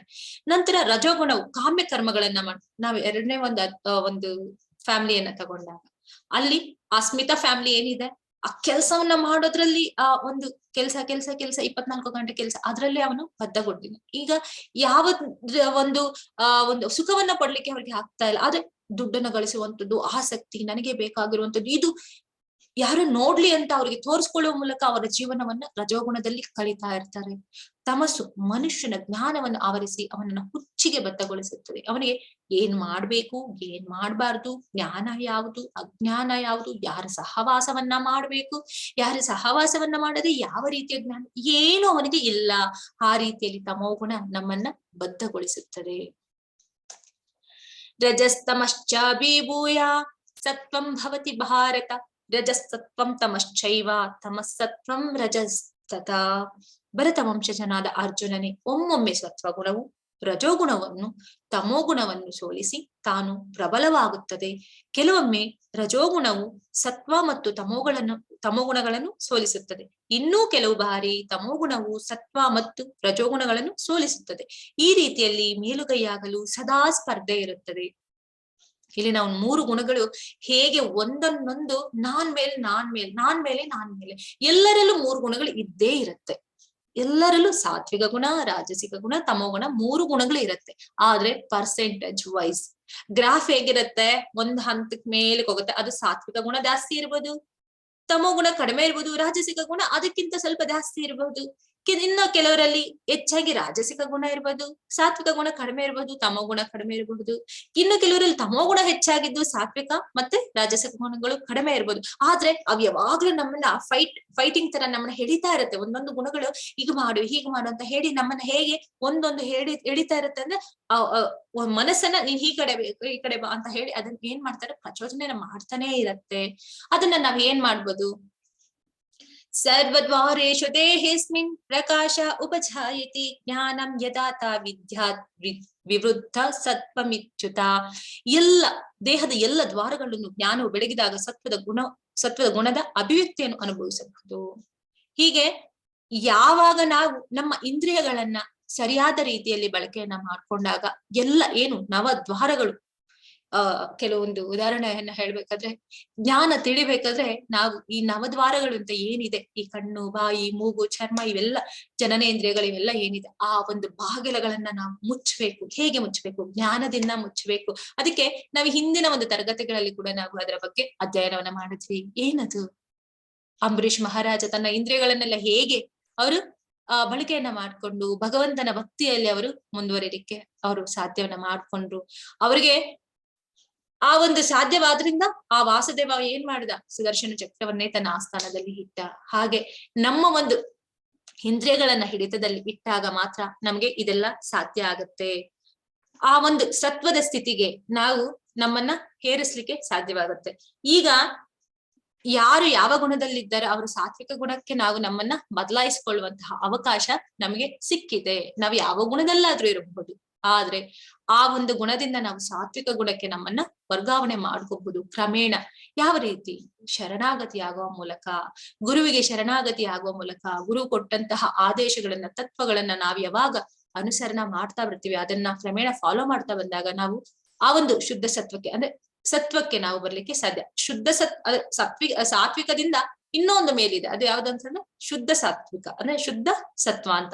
ಅದು ವಾಸುದೇವ ಸ್ಥಿತಿ ಕೂಡ, ವಸುದೇವ ಸ್ಥಿತಿ ಅಂತ ಹೇಳ್ತಾರೆ. ಅದು ಭಗವಂತನ ಗುಣವನ್ನ ಪಡೆದುಕೊಳ್ಳುವಂತಹ ಅದು ಅವಕಾಶ ಕೂಡ ನಮಗೆ ಇದೆ ಅಂತ. ಲೋಭ ಪ್ರವೃತ್ತಿರಾರಂಭ ಕರ್ಮಣಾಮಶಮಃ ಸ್ಪೃಹ ರಾಜ್ಯಸ್ಯ ತಾನಿ ಜಾಯಂತೆ ವಿವೃದ್ಧೇ ಭರತರ್ಷಭ. ಭರತ ವಂಶಜಲ್ಲಿ ಮುಖ್ಯನಾದ ಅರ್ಜುನನೇ, ರಜೋಗುಣವು ಹೆಚ್ಚಿದಾಗ ಅತಿ ಮೋಹ, ಫಲಾಪೇಕ್ಷೆ ಇರುವ ಕರ್ಮ, ಅಧಿಕ ಶ್ರಮ, ತಡೆಯಲಾಗದ ಬಯಕೆಗಳು ಮತ್ತು ಹಂಬಲ ಈ ಲಕ್ಷಣಗಳು ಹೆಚ್ಚುತ್ತವೆ. ಈಗ ಇರುವಂತದ್ದು ಆಲ್ಮೋಸ್ಟ್ ನಡೀತಾ ಇರುವಂತದ್ದೆಲ್ಲ ಅದೇ ರಜೋಗುಣದಲ್ಲಿ ಇರುವಂತದ್ದು. ಈಗೆಲ್ಲ ನಡೀತಾ ಇರುವಂತದ್ದು ಏನಂದ್ರೆ, ನಾನೊಂದು ದೊಡ್ಡ ಬಂಗ್ಲೆ ಕಟ್ಬೇಕು, ನನಗೆ ಒಂದು ಸುಂದರವಾದ ಹೆಂಡತಿ ಬರ್ಬೇಕು, ಮಕ್ಕಳು ಬರ್ಬೇಕು, ಅವರು ಸುಖವಾಗಿ ಅವ್ರನ್ನ ಇಟ್ಕೊಳ್ಳಿಕ್ಕೆ ನಾನೇನೆಲ್ಲ ಮಾಡ್ಬೇಕು. ಆ ಸೊಸೈಟಿಯಲ್ಲಿ ನನಗೆ ತುಂಬಾ ಗೌರವವನ್ನ ಕೊಡಬೇಕು. ಆ ಸೊಸೈಟಿಯಲ್ಲಿ ಗೌರವ ಕೊಡೋದಕ್ಕೋಸ್ಕರ ತಾನು 24 ಗಂಟೆಗಳು ನಾನು ದುಡಿತಾನೆ ಇರಬೇಕು. ಆಮೇಲೆ ಅವನ ಒಂದು ಲಕ್ಷಣಗಳು ಏನಂದ್ರೆ ಅತಿಯಾದ ಮೋಹ, ನನಗೇ ಬೇಕು ಅನ್ನುವಂಥದ್ದು. ಮತ್ತೆ ಯಾವುದೋ ಒಂದು ವಿಚಾರ ತೃಪ್ತಿಯನ್ನ ಪಡಿಸ್ಲಿಕ್ಕೆ, ಒಂದು ಇಂದ್ರಿಯ ತೃಪ್ತಿ ಪಡಿಸ್ಲಿಕ್ಕೆ ಅವನು ಬಹು ಹಂಬಲಿಸ್ತಾ ಇರ್ತಾನೆ. ಅವನು ಆ ರೀತಿಯಾದಂತಹ ಗುಣಗಳು ಯಾರಲ್ಲಿ ಇರುತ್ತೆ, ಇವರೆಲ್ಲ ರಾಜಸಿಕ ಗುಣಗಳು ಅಂತ ಹೇಳಬಹುದು. ಅಪ್ರಕಾಶೋ ಪ್ರವೃತ್ತಿಶ್ಚ ಪ್ರಮಾದೋ ಮೋಹ ಏವಚ ತಾಮಸ್ಯೇತಾನಿ ಜಾಯಂತೆ ವಿವೃದ್ಧೇ ಕುರುನಂದನ. ಕುರುವಂಶಜನಾದ ಅರ್ಜುನನೇ, ತಮೋ ಗುಣವು ವೃದ್ಧಿಯಾದಾಗ ಕತ್ತಲು, ಜಡತ್ವ, ಹುಚ್ಚು ಮತ್ತು ಭ್ರಾಂತಿಗಳು ಕಾಣಿಸಿಕೊಳ್ಳುತ್ತವೆ. ಯಾವಾಗ ಮನುಷ್ಯನಲ್ಲಿ ತಮೋಗುಣ ಹೆಚ್ಚಾಗ್ತಾ ಇದೆ ಅಂತಂದ್ರೆ ಅವನು ಏನ್ ಮಾಡ್ತಾನೆ, ಯಾವುದೇ ಒಂದು ನಿಯಂತ್ರಕ ತತ್ವಗಳನ್ನ ಅನುಸರಿಸೋದಕ್ಕೆ ಅವನು ಸಿದ್ಧನಾಗಿರೋದಿಲ್ಲ. ಯಾರು ಹೇಳ್ತಾರೆ ಮನೆಯಲ್ಲಿ ಎದ್ದು ಹೋಗು, ಕೆಲಸ ಮಾಡು ಅಂತ ಹೇಳಿದ್ರೆ ಆತ ಏನ್ ಮಾಡ್ತಾನೆ, ಹೆಂಡತಿಯ ಮಾತನ್ನು ನಿರ್ಲಕ್ಷ್ಯ ಮಾಡ್ತಾನೆ, ಕುಡಿತಕ್ಕೆ ಚಟಕ್ಕೆ ಅವನು ಬಿದ್ದಿರ್ತಾನೆ. ಆ ಒಂದು ಕೆಲ್ಸಕ್ಕೆ ಹೋಗ್ಬೇಕು ತಾನು ಅಂತ ಗೊತ್ತಿದ್ರು ಕೂಡ ತಾನು ಹೋಗೋದಿಲ್ಲ. ಏನಾಗಿರುತ್ತೆ, ಅವನಿಗೆ ಕಂಪ್ಲೀಟ್ ಆಗಿ ತಮೋಗುಣ ಕವರ್ ಆಗ್ಬಿಟ್ಟಿರುತ್ತೆ. ಏನ್ ಮಾಡ್ಬೇಕು ಅನ್ನೋದು ಗೊತ್ತಾಗೋದಿಲ್ಲ ಅವನಿಗೆ. ಒಂದು ರೀತಿಯಾದ ಜಡತ್ವ ಇದ್ದ ಕಡೆನೆ ಇದ್ ಬಿಡ್ಬೇಕು. ಪ್ರಾಣಿಗಳ ಹಾಗೆ ತಿನ್ನುವಂಥದ್ದು, ಒಂದು ಕಡೆ ಮಲಗುವಂಥದ್ದು, ಅದು ಅಷ್ಟೇ ಮಾಡೋದಿಲ್ಲ. ಅವನ ಒಂದು ಚರ್ಯಗಳೆಲ್ಲ ಒಂದು ಹುಚ್ಚು ಪ್ರಮಾದಕ್ಕೆ ಅವನನ್ನ ಹೇಳ್ಕೊಂಡು ಹೋಗಿರುತ್ತೆ. ನಮ್ಗೆ ಗೊತ್ತಿರುತ್ತೆ ಈ ತರದ ಒಂದು ಮನಸ್ಥಿತಿ ಇರುವಂತವ್ರು ಯಾವ ರೀತಿಯಾದಂತ ಕೆಲಸಗಳನ್ನ ಮಾಡ್ತಾರೆ. ಅವ್ರ ಮನಸ್ಸೇ ಇಚ್ಛೆ ಅವ್ರಿಗನ್ಸಿದ್ದೆ ಹೇಳುವಂಥದ್ದು, ಯಾರ ಒಂದು ಮಾತನ್ನ ಅವರು ಕೇಳಿಸ್ಕೊಳ್ಳೋದಕ್ಕೆ ಇರೋದಿಲ್ಲ. ಅವ್ರ ಹತ್ರ ಕೆಲಸ ಮಾಡೋಕೆ ಎಷ್ಟು ಶಕ್ತಿ ಇದ್ರೂ ಕೂಡ ಅವ್ರ ಆ ಶಕ್ತಿಯನ್ನ ಉಪಯೋಗಿಸ್ಕೊಂಡು ಕೆಲಸವನ್ನ ಮಾಡಿ ತನ್ನ ಒಂದು ಕರ್ತವ್ಯ ಏನಿದೆ ಅನ್ನೋದನ್ನ ನಿಭಾಯಿಸ್ಲಿಕ್ಕೆ ಅವರು ಹೋಗೋದಿಲ್ಲ. ಆ ರೀತಿಯಾದಂತಹ ಒಂದು ಗುಣವನ್ನ ಇಟ್ಕೊಂಡಿರುವಂತದ್ದು ಆ ಒಂದು ತಮೋಗುಣದವರು. ಯದಾ ಸತ್ವೆ ಪ್ರವೃದ್ಧೆ ತು ಪ್ರಳಯಂ ಯಾತಿ ದೇಹಭೃತ್ ತಥೋ ದತ್ತಮಾವಿದಂ ಲೋಕಾನಾಮಾಲನ್ ಪ್ರತಿಪದ್ಯತೆ. ಸತ್ವ ಗುಣದಲ್ಲಿ ಮನುಷ್ಯನು ಸತ್ತರೆ ಅವನು ಮಹರ್ಷಿಗಳ ಪರಿಶುದ್ಧವಾದ ಉನ್ನತ ಲೋಕಗಳನ್ನು ತಲುಪುತ್ತಾನೆ. ಯಾರು ಸಾಯುವಂತಹ ಸಂದರ್ಭದಲ್ಲಿ ಯಾವ ಒಂದು ಸ್ಮರಣೆಯನ್ನ ಇಟ್ಟುಕೊಂಡು ಸಾಯ್ತಾರೋ ಅವರು ಆ ಲೋಕಗಳಿಗೆ ಹೋಗ್ತಾರೆ, ಅಥವಾ ಆ ಒಂದು ದೇಹವನ್ನ ಅವರು ಪಡೆದುಕೊಳ್ತಾರೆ. ನಾವು 3ನೇ ಅಧ್ಯಾಯದಿಂದಲೇ ಇದರ ಒಂದು ಅಧ್ಯಯನವನ್ನು ಮಾಡಿದ್ವಿ. 8ನೇ ಅಧ್ಯಾಯಕ್ಕೆ ಬಂದಾಗ ಸಂಕ್ಷಿಪ್ತವಾಗಿ ಇದ್ರ ಬಗ್ಗೆ ನಾವು ಮಾತಾಡಿದ್ವಿ. ಯಾರು ಯಾವ್ಯಾವ ಗುಣದಲ್ಲಿ ಸತ್ರೆ ಯಾವ ರೀತಿಯಾದಂತಹ ದೇಹವನ್ನ ಪಡೆದುಕೊಳ್ತಾರೆ, ಭರತ ಮಹಾರಾಜ ಯಾವ ರೀತಿಯಾಗಿ ಕೊನೆಯ ಹಂತದಲ್ಲಿ ಜಿಂಕೆಯ ಒಂದು ಜನ್ಮವನ್ನ ಅಂದ್ರೆ ಜಿಂಕೆಯ ಒಂದು ದೇಹವನ್ನ ಪಡೆದುಕೊಂಡ ನಂತರ, ಯಾರು ಸಾಯ್ಬೇಕಾದ್ರೆ ನನ್ನ ಮನೆ, ನನ್ನ ಮಗ, ನನ್ನ ಒಂದು ಒಂದು ಏನ್ ಇಟ್ಟಿರ್ತಾರೆ, ಒಂದು ಟ್ರೆಜರ್ ಅಂತ ಹೇಳ್ತಾರೆ, ದುಡ್ಡು ಹಣಕಾಸು ಎಲ್ಲ ಇಟ್ಕೊಂಡು ಸಾಯುವಂತ ಸಂದರ್ಭದಲ್ಲಿ ನನ್ನ ದುಡ್ಡು, ನನ್ನ ಒಡವೆ, ನನ್ನ ಒಂದು ಪ್ರಾಪರ್ಟಿ ಅಂತ ಯಾರು ಸಾಕ್ತಾರೆ ಅವ್ರು ಏನಾಗ್ತಾರೆ ಗೊತ್ತಾ? ಅವ್ರೇ ಅದೇ ಮನೇಲಿ ಹುಡ್ತಾರೆ, ಆದ್ರೆ ತಿಗಣೆ ಆಗೋ, ಹಲ್ಲಿ ಆಗೋ, ಇಲಿ ಆಗೋ ಹುಡ್ತಾರೆ. ಸೊಸೆನೋ ಮಗನೋ ದುಡ್ಡನ್ನ ಎತ್ಕೊಳಕ್ ಹೋದ್ರೆ ಬಾಯಿ ಮಾಡ್ಕೋತಾ ಇರ್ತಾರೆ, ಏನು ಮಾಡ್ಕೊಳಕ್ ಆಗಲ್ಲ. ಅಂದ್ರೆ ಆ ಒಂದು ಆಸೆ ಇರತ್ತಲ್ವಾ, ಅದು ನನ್ನ ದುಡ್ಡು, ನನ್ನ ಒಂದು ಪ್ರಾಪರ್ಟಿ, ನಾನ್ ಮಾಡಿರೋದು ನಾನ್ ಅನ್ಭವಿಸ್ಬೇಕು ಅಂತ.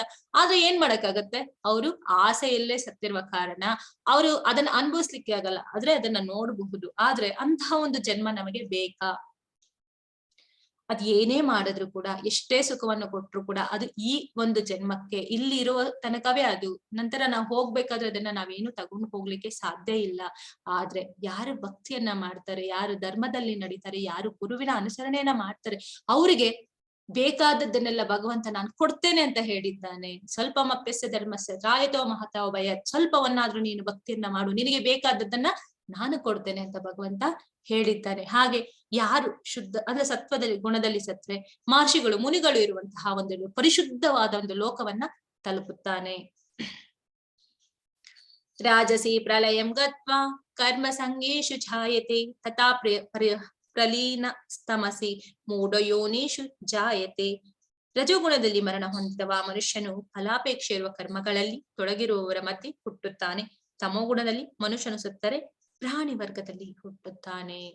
ಯಾರು ರಜೋಗುಣವನ್ನ ಇಟ್ಕೊಂಡಿರ್ತಾನೆ, ಆ ಒಂದು ಭ್ರಾಂತಿ ಅಂದ್ರೆ ಒಂದು ಆಸೆಗಳನ್ನ, ಇಚ್ಛೆಗಳನ್ನ ಯಾರು ಇಟ್ಕೊಂಡಿರ್ತಾನೆ, ತಾನು ತನಗೆ ಬೇಕು, ತಾನು ಕಟ್ಟಿದಂತಹ ಮನೆ, ತನ್ನ ಹೆಂಡತಿ, ತನ್ನ ಮಕ್ಕಳು, ತನ್ನ ರಾಜ್ಯ, ನನ್ನ ಒಂದು ಸಮಾಜದಲ್ಲಿ ನನಗೆ ಒಂದು ಗೌರವ ಬೇಕು, ಈ ರೀತಿಯಾದಂತಹ ಒಂದು ಫಲಾಪೇಕ್ಷೆ ಇಟ್ಕೊಂಡಿರೋರು ಏನ್ ಮಾಡ್ತಾನೆ, ಅದೇ ರೀತಿಯಾದಂತಹ ಒಂದು ಕುಟುಂಬದಲ್ಲಿ ಹುಡ್ತಾನೆ. ಈಗ ರಾಜರ ಒಂದು ಗುಣ ಏನು? ರಾಜಸಿಕ ಗುಣ. ನಾವು ದುರ್ಯೋಧನನ ನೋಡಿದ್ವಲ್ಲ, ಆ ರಾಜ್ಯಕ್ಕೋಸ್ಕರ ಅವನು ಎಷ್ಟೆಲ್ಲ ಒಂದು ತನ್ನವನ್ನ ಕೊಲ್ಲಲಿಕ್ಕೂ ಕೂಡ ಅವನು ಹಿಂಜರಿತಾ ಇಲ್ಲ. ಆ ರೀತಿಯಾದಂತಹ ಗುಣ ರಾಜಸಿಕ ಗುಣ. ಅವರು ರಾಜ ಕುಟುಂಬದಲ್ಲಿ ಹುಟ್ಟಿ ಅವರು ಬೇರೆಯವರನ್ನ ಕೊಲ್ಲಲಿಕ್ಕೆ ಅಥವಾ ಅವ್ರು ಪಡ್ಕೊಳ್ಳಲಿಕ್ಕೆ ಏನ್ ಬೇಕಾದ್ರೂ ಅವರು ಮಾಡುವಂತಹ ಕುಟುಂಬಗಳಲ್ಲಿ ಹುಟ್ಟುತ್ತಾರೆ.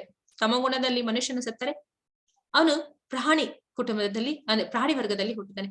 ಕೆಲವರು ಹೇಳ್ತಾರೆ, ಒಮ್ಮೆ ನಮಗೆ ಮನುಷ್ಯ ಜನ್ಮ ಸಿಕ್ಕಿದ ಮೇಲೆ ನಾವು ಮತ್ತೆ ಹಿಂದೆ ಹೋಗೋದಿಲ್ಲ ಅಂತ. ಆದ್ರೆ ರಾಜಸಿಕ ತಾಮಸಿಕ ಗುಣದಲ್ಲಿ ಯಾರು ಹುಟ್ಟುತ್ತಾರೆ ಅವರು ಪ್ರಮಾದವೇ ಅವರದು. ರಾಜಸಿಕ ಗುಣದಲ್ಲಿ ಹುಟ್ಟಿದವರಿಗೆ ಆ ಒಂದೇನಾದ್ರೂ ಒಂದ್ ಸ್ವಲ್ಪ ಮಟ್ಟಿಗೆ ತಮೋಗುಣ ಪ್ರಬಲವಾಗಿ ಏನಾದ್ರು ಇದ್ಬಿಟ್ರೆ ಅವ್ನೇನ್ ಮಾಡ್ತಾರೆ, ತಕ್ಷಣಕ್ಕೆ ಪ್ರಾಣಿಯ ಒಂದು ಜನ್ಮವನ್ನ ಕೂಡ ಅವರು ಪಡೆದುಕೋಬಹುದು. ಮತ್ತೆ ಏನ್ ಮಾಡ್ಬೇಕು, ಅವರು ಮತ್ತೆ ಸೈಕಲ್ ಕ್ರಿಮಿ ಕೀಟ ಪ್ರಾಣಿಗಳು ಹೀಗೆ ಅವರು ಒಂದೊಂದು ಹಂತಗಳಾಗಿ ಬಂದು ಮತ್ತೆ ಮನುಷ್ಯ ಜನ್ಮವನ್ನ ಅವರು ಪಡ್ಕೋಬೇಕಾಗತ್ತೆ. ತಮೋಗುಣದಲ್ಲಿ ಸತ್ರೆ ಅವನು ಪ್ರಾಣಿ ವರ್ಗಕ್ಕೆ ಹೋಗುವಂಥದ್ದು. ಯಾರು ಹೆಚ್ಚಾಗಿ ನಿದ್ದೆ ಮಾಡ್ಬೇಕು, ನಿದ್ದೆ ನಿದ್ದೆ ನಿದ್ದೆ ಅಂತ ತುಂಬಾ ನಿದ್ದೆನ ಮಾಡ್ತಾನೋ, ಇನ್ನ ಬರುವಂತಹ ಜನ್ಮದಲ್ಲಿ ಅವನು ಹೆಬ್ಬಾವಾಗಿ ಹುಟ್ಟಬಹುದು. ಅವನು 6 ತಿಂಗಳಾದ್ರೂ ಎದ್ದೊಳಲ್ಲ, ಅಲ್ಲೇ ಮಲಗಿರ್ತಾನೆ. ಆ ರೀತಿಯಾದಂತಹ ಒಂದು ಜನ್ಮವನ್ನ ಅವನು ಪಡ್ಕೋಬಹುದು. ಅದಕ್ಕೆ ನಮ್ಗೆ ಈ ದುರ್ಲಭವಾದಂತಹ ಮಾನವ ಜನ್ಮ ನಮ್ಗೆ ಏನ್ ಸಿಕ್ಕಿದೆ, ಇದು ದುರ್ಲಭ. ಅದು ನಾವು ಹೇಳ್ಬೇಕಾದ್ರೆ ಅದು ಅಷ್ಟು ಸುಲಭ ಅನ್ಸುತ್ತೆ. ಆದ್ರೆ ಎಷ್ಟೋ ಪರಿಶ್ರಮವನ್ನ ಪಟ್ಟು ಎಷ್ಟೋ ಕಷ್ಟ ಬಿದ್ದು ನಾವು ಜನ್ಮಾಂತರಗಳು ಬಹುನಾಮ್ ಜನ್ಮನಾಮ್ ಅಂತ ಎಷ್ಟೋ ಜನ್ಮಗಳಿಂದ ನಾವು ಈ ಜ್ಞಾನವನ್ನ ಪಡ್ಕೊಳ್ಳಲಿಕ್ಕೆ ಕಷ್ಟವನ್ನ ಬಿದ್ದು ಈ ಒಂದು ದೇಹವನ್ನ ಪಡೆದುಕೊಂಡಿದೀವಿ. ಈ ದೇಹ ಸಿಕ್ಕಿದ ನಂತರ ನಾವೇನ್ ಮಾಡ್ಬೇಕು, ಜ್ಞಾನದ ಮೂಲಕ ಉನ್ನತ ಸ್ಥಿತಿಗೆ ಹೋಗುವಂತಹ ಪ್ರಯತ್ನವನ್ನ ನಾವು ಮಾಡಬೇಕು. ತಿಂದು ಮಲಗಿ ಆ ಒಂದು ಜೀವನವನ್ನ ಹಾಳು ಮಾಡ್ಕೊಳ್ಳೋದು ಮಾಡಬಾರದು. ನಾವು ಅದಕ್ಕೋಸ್ಕರ ಹುಟ್ಟಿ ಸಾಯಬಾರದು. ಸಿಕ್ಕಿರುವಂತದ್ದನ್ನ ನಾವು ಸರಿಯಾದ ರೀತಿಯಲ್ಲಿ ಅದನ್ನ ಉಪಯೋಗ ಮಾಡಿಕೊಂಡು ಆ ಭಗವತ್ ಸಾಕ್ಷಾತ್ಕಾರವನ್ನ ಪಡೆದುಕೊಳ್ಳುವಂತಹ ಹಂತಕ್ಕೆ ನಾವು ಹೋಗ್ಬೇಕು. ಕರ್ಮಣ ಸುಕೃತಸ್ಯಾಹು ಸಾತ್ವಿಕಂ ನಿರ್ಮಲಂ ಫಲಂ ರಜಸಸ್ತು ಫಲಂ ದುಃಖಂ ಅಜ್ಞಾನಂ ತಾಮಸ ಫಲಂ. ಸುಕೃತ ಫಲ ಪರಿಶುದ್ಧವಾದದ್ದು, ಅದು ಸಾತ್ವಿಕ ಎಂದು ಹೇಳುತ್ತಾರೆ. ಆದರೆ ರಜೋಗುಣದಲ್ಲಿ ಮಾಡಿದ ಕೆಲಸದಿಂದ ದುಃಖ ಬರುತ್ತದೆ, ತಮೋಗುಣದಲ್ಲಿ ಮಾಡಿದ ಕೆಲಸದಿಂದ ಅಜ್ಞಾನವು ಬರುತ್ತದೆ.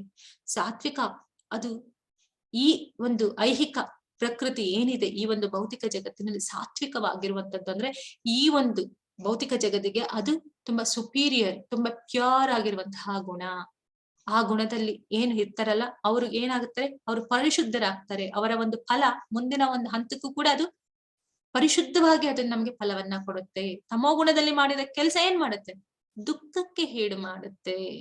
ಆ ದುಃಖಕ್ಕೆ ಹೀಡು ಹಾಕ್ತಿದೀವಿ ಅಂತ ನಾವು ಗೊತ್ತಾಗಿದ ತಕ್ಷಣ ಏನ್ ಮಾಡ್ಬೇಕು, ಸಾತ್ವಿಕವಾದಂತಹ ಗುಣವನ್ನ ಬೆಳೆಸ್ಕೊಂಡಿರೋರಂತಹ ಸಹವಾಸವನ್ನ ನಾವು ಮಾಡ್ಬೇಕು. ಸಹವಾಸ ದೋಷದಿಂದ ಎಂತವನು ಕೂಡ ಬದಲಾವಣೆಯನ್ನ ಮಾಡ್ಕೋಬಹುದು. ತಮೋಗುಣದಲ್ಲಿ ಮಾಡಿದ ಕೆಲಸದಿಂದ ಅಜ್ಞಾನವು ಬರುತ್ತೆ. ಸತ್ವ ಸಂಜಾಯತೆ ಜ್ಞಾನಂ ರಜಸೋ ಲೋಭ ಏವ ಚ ಪ್ರಮಾದ ಮೋಹೋ ತಮಸೋ ಭವತೋ ಜ್ಞಾನಮೇವ ಚ. ಸತ್ವಗುಣದಿಂದ ನಿಜವಾದ ಜ್ಞಾನವು ಬೆಳೆಯುತ್ತದೆ, ರಜೋಗುಣದಿಂದ ಲೋಭವು ಬೆಳೆಯುತ್ತದೆ, ತಮೋಗುಣದಿಂದ ಅಜ್ಞಾನ, ಬಹು ಮೂರ್ಖತನ, ಹುಚ್ಚು ಮತ್ತು ಭ್ರಾಂತಿಗಳು ಬೆಳೆಯುತ್ತವೆ. ಇಲ್ಲಿ ನಾವು ನೋಡ್ತಾ ಇರಬಹುದು ಎಷ್ಟೊಂದು ರೀತಿಯ ಬದಲಾವಣೆಗಳು ಒಂದೊಂದು ಗುಣದಲ್ಲಿ ಯಾವ ರೀತಿ ಇದೆ ಅಂತ ನಾವಿಲ್ಲಿ ನೋಡ್ತಾ ಇದ್ದೀವಿ. ಒಬ್ಬನಲ್ಲಿ ಸಾತ್ವಿಕ ಗುಣ, ಅವನನ್ನ ನೋಡ್ಲಿಕ್ಕೆ ಬಹಳ ಖುಷಿ ಆಗುತ್ತೆ, ಒಂದ್ ರೀತಿ ಸಂತೋಷ ಆಗುತ್ತೆ, ಮನಸ್ಸಿಗೆ ಮುದ ಕೊಡುವ ಹಾಗೆ ಇದೆ. ಎರಡನೇದು ದುಃಖ. ಇನ್ನು ಮೂರನೇವನ್ನ ನೋಡಿದ್ರೆ ಪ್ರಾಣಿ ನೋಡೋದು ಒಂದೇ, ಅವನನ್ನು ನೋಡೋದು ಒಂದೇ, ಹಾಗೆ ಕಾಣುತ್ತೆ ನಮ್ಗೆ. ಊರ್ಧ್ವಂ ಗಚ್ಚಂತಿ ಸತ್ವಸ್ಥಂ ಮಧ್ಯೆ ತಿಷ್ಟಂತಿ ರಾಜಸಃ ಜಗನ್ಯಾ ಗುಣ ವೃತ್ತಿಸ್ಥ ಅದೋ ಗಚ್ಚಂತಿ ತಾಮಸಾಂ. ಸತ್ವಗುಣದಲ್ಲಿರುವವರು ಕ್ರಮೇಣ ಊರ್ಧ್ವ ಲೋಕಗಳಿಗೆ ಹೇರಿ ಹೋಗುವರು, ರಜೋಗುಣದಲ್ಲಿರುವವರು ಭೂಲೋಕದಲ್ಲಿ ವಾಸ ಮಾಡುವರು, ಅಹಸ್ಯಕರವಾದ ತಾಮಸ ಗುಣದಲ್ಲಿರುವರು ನರಕ ಲೋಕಗಳಿಗೆ ಹಿಡಿದು ಹೋಗುವರು.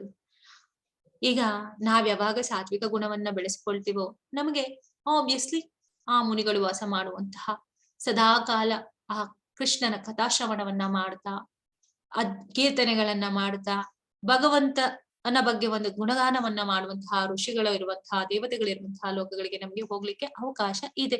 ಇನ್ನು ಹೆಚ್ಚಿನಾಗಿ ನಾನು ವಾಸುದೇವ ಸ್ಥಿತಿಗೆ ಹೋಗ್ತೀನಿ ಅನ್ನೋದಾದ್ರೆ ಆ ಭಗವದ್ಧಾಮಕ್ಕೆ ನಾವು ತಲುಪಬಹುದು.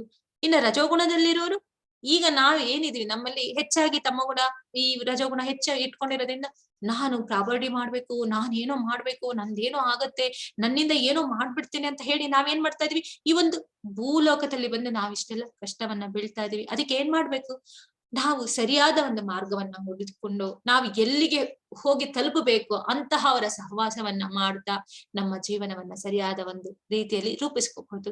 ಇನ್ನ ಅಹಸ್ಯಕರ ಈ ತಾಮಸ ಗುಣದವರನ್ನ ಅಸಹ್ಯ ಅಂತ ಕೂಡ ಹೇಳ್ತಾರೆ. ಅವರ ಗುಣಗಳು ಒಂದು ರೀತಿ ಮನುಷ್ಯ ದೇಹ ಪ್ರಾಣಿ ಬುದ್ಧಿ ಅಂತ ಹೇಳ್ಬಹುದು. ಆ ರೀತಿ ಅವರನ್ನ ಏನ್ ಮಾಡುತ್ತೆ, ಅವ್ರ ನರಕಲೋಕಗಳಿಗೆ ಅವರನ್ನ ಕರೆದುಕೊಂಡು ಹೋಗುತ್ತೆ. ಇಲ್ಲಿ ನಾವು ನೋಡ್ತಾ ಇದೀವಿ ಕೆಳಗಿನ ಲೋಕಗಳು ಅತಳ ವಿತಳ ಸುತಳ ತಳತಳ ಮಹಾತಳ ರಸತಳ ಪಾತಾಳ, ಈ 7 ಲೋಕಗಳು ಏನಿದೆ ಕೆಳಗಡೆ ಇದೆಲ್ಲ ಏನಾಗುತ್ತೆ ಲೋಯರ್ ಪ್ಲಾನೆಟ್ಸ್. ಲೈಕ್ ತಮೋಗುಣದಲ್ಲಿ ಇರೋದ್ರೆಲ್ಲ ಇವ್ರು ಕೆಳಗಡೆ ಹೋಗ್ತಾರೆ. ರಾಜಸಿಕ ಗುಣದಲ್ಲಿ ಇರುವಂತಹ ಭೂರ್ಲೋಕ ಅರ್ತ್ ಪ್ಲಾನೆಟ್ ಎಲ್ಲಿ ಈಗ ನಾವಿರುವಂತದ್ದು ಮಿಡಲ್ ಪ್ಲಾನೆಟ್ ಅಲ್ಲಿ ಈಗ ನಾವಿರುವಂತದ್ದು ಇಲ್ಲಿ.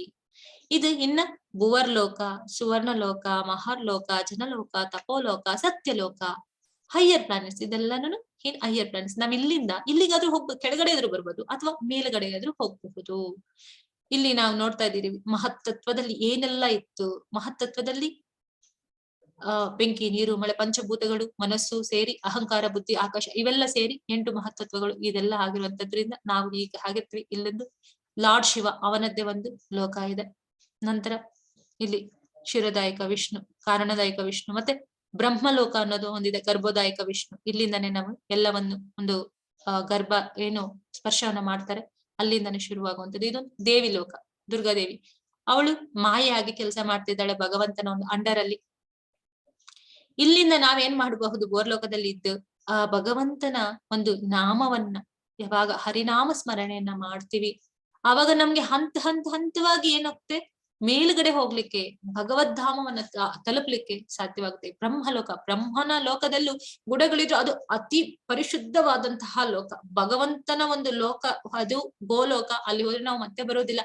ಆದ್ರೆ ಆ ಬ್ರಹ್ಮ ಭುವನಾಲೋಕ, ಬ್ರಹ್ಮಲೋಕದ ಹೊರಗೂ ಹೋದ್ರೂ ಕೂಡ ನಾವು ಮತ್ತೆ ಈ ಮರ್ತ್ಯಲೋಕಕ್ಕೆ ಬರೋದು ತಪ್ಪುವುದಿಲ್ಲ. ಆದ್ರೆ ಹಂತವಾಗಿ ಹೋಗಿ ಅಲ್ಲಿಂದ ಕೂಡ ನಾವು ಹೋಗ್ಲಿಕ್ಕೆ ಅದು ಸಾಧ್ಯವಾಗುತ್ತೆ. ಅದೇ ನಾವು ಪ್ರಾಣಿಗಳ ಹಾಗೆ ನಮ್ಮನ್ನ ನಾವು ತೊಡಗಿಸಿಕೊಂಡಾಗ ನಮ್ಮ ಕಾರ್ಯಗಳು, ನಾವು ಏನು ಮಾಡ್ತೀವಿ ಚಟುವಟಿಕೆಗಳು, ಅದ್ರಲ್ಲಿ ನಾವೇನ್ ಮಾಡ್ತೀವಿ, ಕತ್ತಲಿನ ಲೋಕಗಳು ಏನಿದೆ, ಲೋಯರ್ ಪ್ಲಾನೆಟ್ಸ್ ಅಂತ ಹೇಳ್ತೀವಿ, ಅತಲ ವಿತಲ ಸುತಲ ಪಾತಾಳ, ಅದು ತಳತಳ ಏನಿದೆ ಅಲ್ಲಿ, ಆ ಲೋಕಗಳಿಗೆ ನಾವು ಹೋಗ್ತೇವೆ. ಹಾಗಾಗಿ ನಮ್ಮ ಜ್ಞಾನವನ್ನ ಪರಿಶುದ್ಧ ಮಾಡ್ಕೋಬೇಕಾದ್ರೆ ಏನ್ ಮಾಡ್ಬೇಕು, ಸಾತ್ವಿಕವಾದಂತಹ ಒಂದು ವಿಚಾರಣೆಗಳನ್ನ ಮಾಡ್ಬೇಕು, ಶುದ್ಧ ಭಕ್ತರ ಒಂದು ಸಹವಾಸವನ್ನ ಮಾಡ್ಬೇಕು. ಪ್ರತಿನಿತ್ಯ ನಮ್ಮ ಮನೆಯಲ್ಲಿ ಭಗವದ್ಗೀತೆ ಇರುತ್ತೆ, ಕುಟುಂಬ ಸಮೇತರಾಗಿ ಕೂತ್ಕೊಂಡು ಅಥವಾ ಸಮಯ ಸಿಕ್ಕಿದಾಗ ನಿಮ್ಮ ಒಂದು ಆಫೀಸಲ್ಲೋ ನಿಮ್ಮ ಒಂದು ಕಚೇರಿಯಲ್ಲೋ ಎಲ್ಲೋ ಕೂತ್ಕೊಂಡು ಒಂದು ಶ್ಲೋಕವನ್ನ ಓದುವಂತಹ ಅಭ್ಯಾಸ.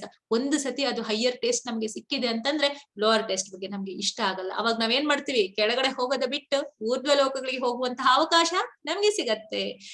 ಹೊರಗಡೆ ತಿನ್ನುವಂತದನ್ನ ಬಿಟ್ಟು ಭಗವಂತನಿಗೆ ಅರ್ಪಣೆ ಮಾಡಿರುವಂತದನ್ನ ಸ್ವೀಕಾರ ಮಾಡ್ತಾ, ಆ ಒಂದು ಅಸೋಸಿಯೇಷನ್ ಅಲ್ಲಿ ಯಾವಾಗ ಕೀರ್ತನೆಗಳನ್ನ ಕೇಳ್ತಾ, ಆ ಒಂದು ಕಥಾಶ್ರವಣಗಳನ್ನ, ಈಗ ದಿನನಿತ್ಯ ಭಾಗವತಂ ಆಗತ್ತೆ, 8 ಗಂಟೆಗೆ ಶುರುವಾಗತ್ತೆ, 8 ರಿಂದ 9 ಗಂಟೆವರೆಗೂ ಇರುತ್ತೆ. ಪ್ರತಿದಿನ 2 ಶ್ಲೋಕ 3 ಶ್ಲೋಕ ನಮ್ಮ ಗುರುಗಳು ಮಾಡ್ತಿರ್ತಾರೆ.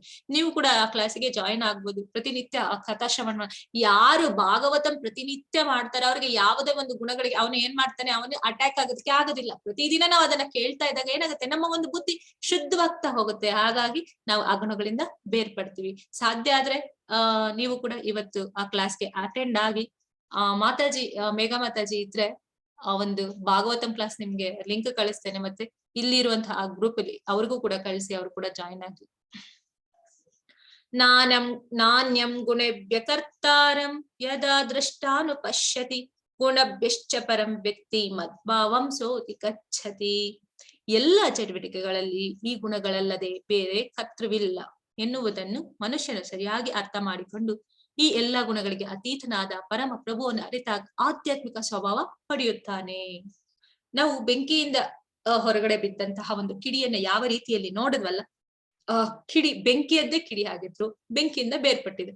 ನಾವ್ ಯಾವಾಗ ಸಾತ್ವಿಕ ಗುಣದಿಂದ ಒಂದು ಪರಮೋನ್ನತವಾದ ಜ್ಞಾನವನ್ನ ಪಡೆದುಕೊಳ್ಳಲಿಕ್ಕೆ ಪ್ರಯತ್ನವನ್ನ ಮಾಡಿದಾಗ, ಅದು ಪರಿಶುದ್ಧವಾದಾಗ ಆ ಮತ್ತೆ ಅದರ ಗುಣವನ್ನ ಅದು ಪಡ್ಕೊಳ್ಳುತ್ತೆ. ಹಾಗಾಗಿ ನಾವ್ ಏನ್ ಮಾಡ್ಬೇಕು, ಭಗವಂತನ ಒಂದು ಜ್ಞಾನದಲ್ಲಿ, ಭಗವಂತನ ಒಂದು ಆರಾಧನೆಯಲ್ಲಿ, ಒಂದು ಭಕ್ತಿ ಯೋಗದಲ್ಲಿ ನಾವು ನಮ್ಮನ್ನ ತೊಡಗಿಸ್ಕೊಂಡಾಗ ಇನ್ನು ಯಾವುದೇ ಯೋಗವನ್ನ ಮಾಡಿದ್ರು ಕೂಡ ಅಷ್ಟು ಬೇಗ ನಾವು ಬದಲಾಗ್ಲಿಕ್ಕೆ ಖಂಡಿತವಾಗ್ಲೂ ಸಾಧ್ಯವೇ ಇಲ್ಲ. ಹಾಗಾಗಿ ಭಗವದ್ಗೀತೆ ಏನ್ ಹೇಳುತ್ತೆ, ಮೊದಲಿನಿಂದ ಪ್ರಾರಂಭವಾಗಿ ಕೊನೆಯ ತನಕ ಭಕ್ತಿಯನ್ನೇ ಒತ್ತಿ ಹೊತ್ತಿ ಹೇಳುತ್ತೆ. ಒತ್ತಿ ಹೊತ್ತಿ ಹೇಳ್ತಿರೋ ಒಂದು ಕೆಲಸವನ್ನ ಒಂದು ತಾಯಿ ಮಗುವಿಗೆ ಒತ್ತಿ ಹೇಳ್ತಿದೆ ಅಂತಂದ್ರೆ ಅದು ತುಂಬಾ ಇಂಪಾರ್ಟೆಂಟ್ ಆಗಿದೆ ಅಂತ ನಾವು ಅರ್ಥ ಮಾಡ್ಕೋಬೇಕು. ಹಾಗೆ ಭಕ್ತಿಯನ್ನು ಕೂಡ ಇಲ್ಲಿ ಆ ಒತ್ತಿ ಹೊತ್ತಿ ಹೇಳ್ತಿದ್ದಾರೆ ಪ್ರಭುಪಾದರು. ಭಗವಂತ ಕೂಡ ಭಕ್ತಿಯಿಂದಲೇ ನೀನು ಬರ್ಲಿಕ್ಕೆ ಸುಲಭ ದಾರಿ ಏನಂದ್ರೆ ಇದೆ, ಆದ್ರೆ ಸುಲಭ ದಾರಿ ಭಕ್ತಿಯಿಂದ ನೀನ್ ಬರ್ಬೋದು ಅನ್ನೋದಾದ್ರೆ ಅದನ್ನ ಒತ್ತಿ ಹೇಳ್ತಿದ್ರೆ ಅದು ತುಂಬಾ ಇಂಪಾರ್ಟೆಂಟ್ ಆಗಿದೆ ಅಂತ ನಾವು ಅರ್ಥ ಮಾಡ್ಕೋಬೇಕು. ಈ ಒಂದು ಪ್ರಯತ್ನವನ್ನ ಮಾಡಿದಾಗ ಏನಾಗುತ್ತೆ, ಈ ಐಹಿಕ ಒಂದು ಭಾವನೆಯಿಂದ ಬಿಡುಗಡೆ ಆಗಿ ಮನುಷ್ಯನು ಭಕ್ತಿ ಸೇವೆಯನ್ನ ಪ್ರವೇಶ ಮಾಡ್ತಾನೆ. ಗುಣಾನೇತಾನ ತಿತ್ಯತ್ರಿನ್ ದೇಹಿ ದೇಹ ಸಮುದ್ಭವನ್ ಜನ್ಮ ಮೃತ್ಯು ಜರಾ ದುಃಖೈರ್ವಿಮುಕ್ತೋ ಅಮೃತಮಶ್ನುತೆ. ದೇಹಧಾರಿಯಾದ ಜೀವಿಯು ಐಹಿಕ ದೇಹದೊಂದಿಗೆ ಸಹಯೋಗವಿರುವ ಈ 3 ಗುಣಗಳನ್ನು ಮೀರಬಲ್ಲವನಾಗಬೇಕು.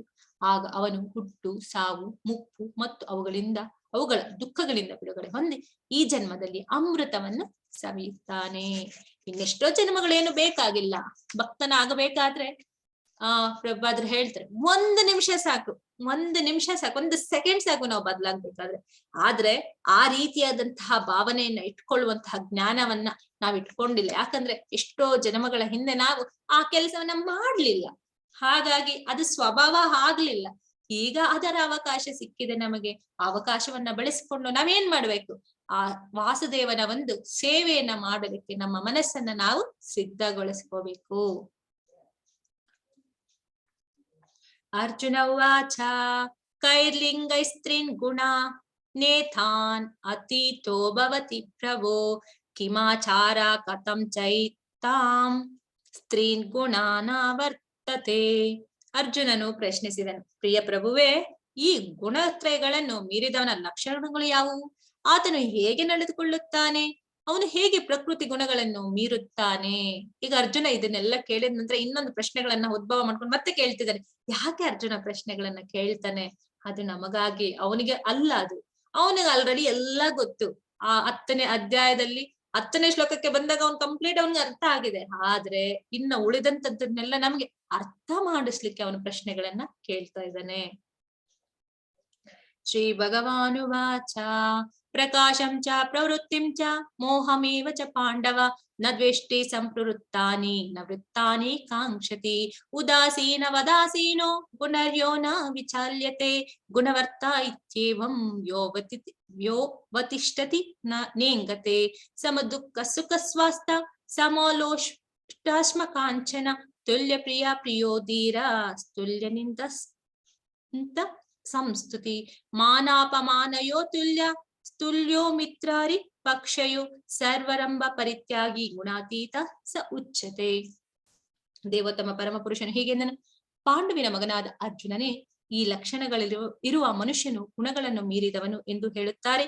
ಅವನು ಬೆಳಕು, ಪ್ರವೃತ್ತಿ ಮತ್ತು ಮೋಹಗಳಿದ್ದಾಗ ಅವನು ದ್ವೇಷಿಸುವುದಿಲ್ಲ.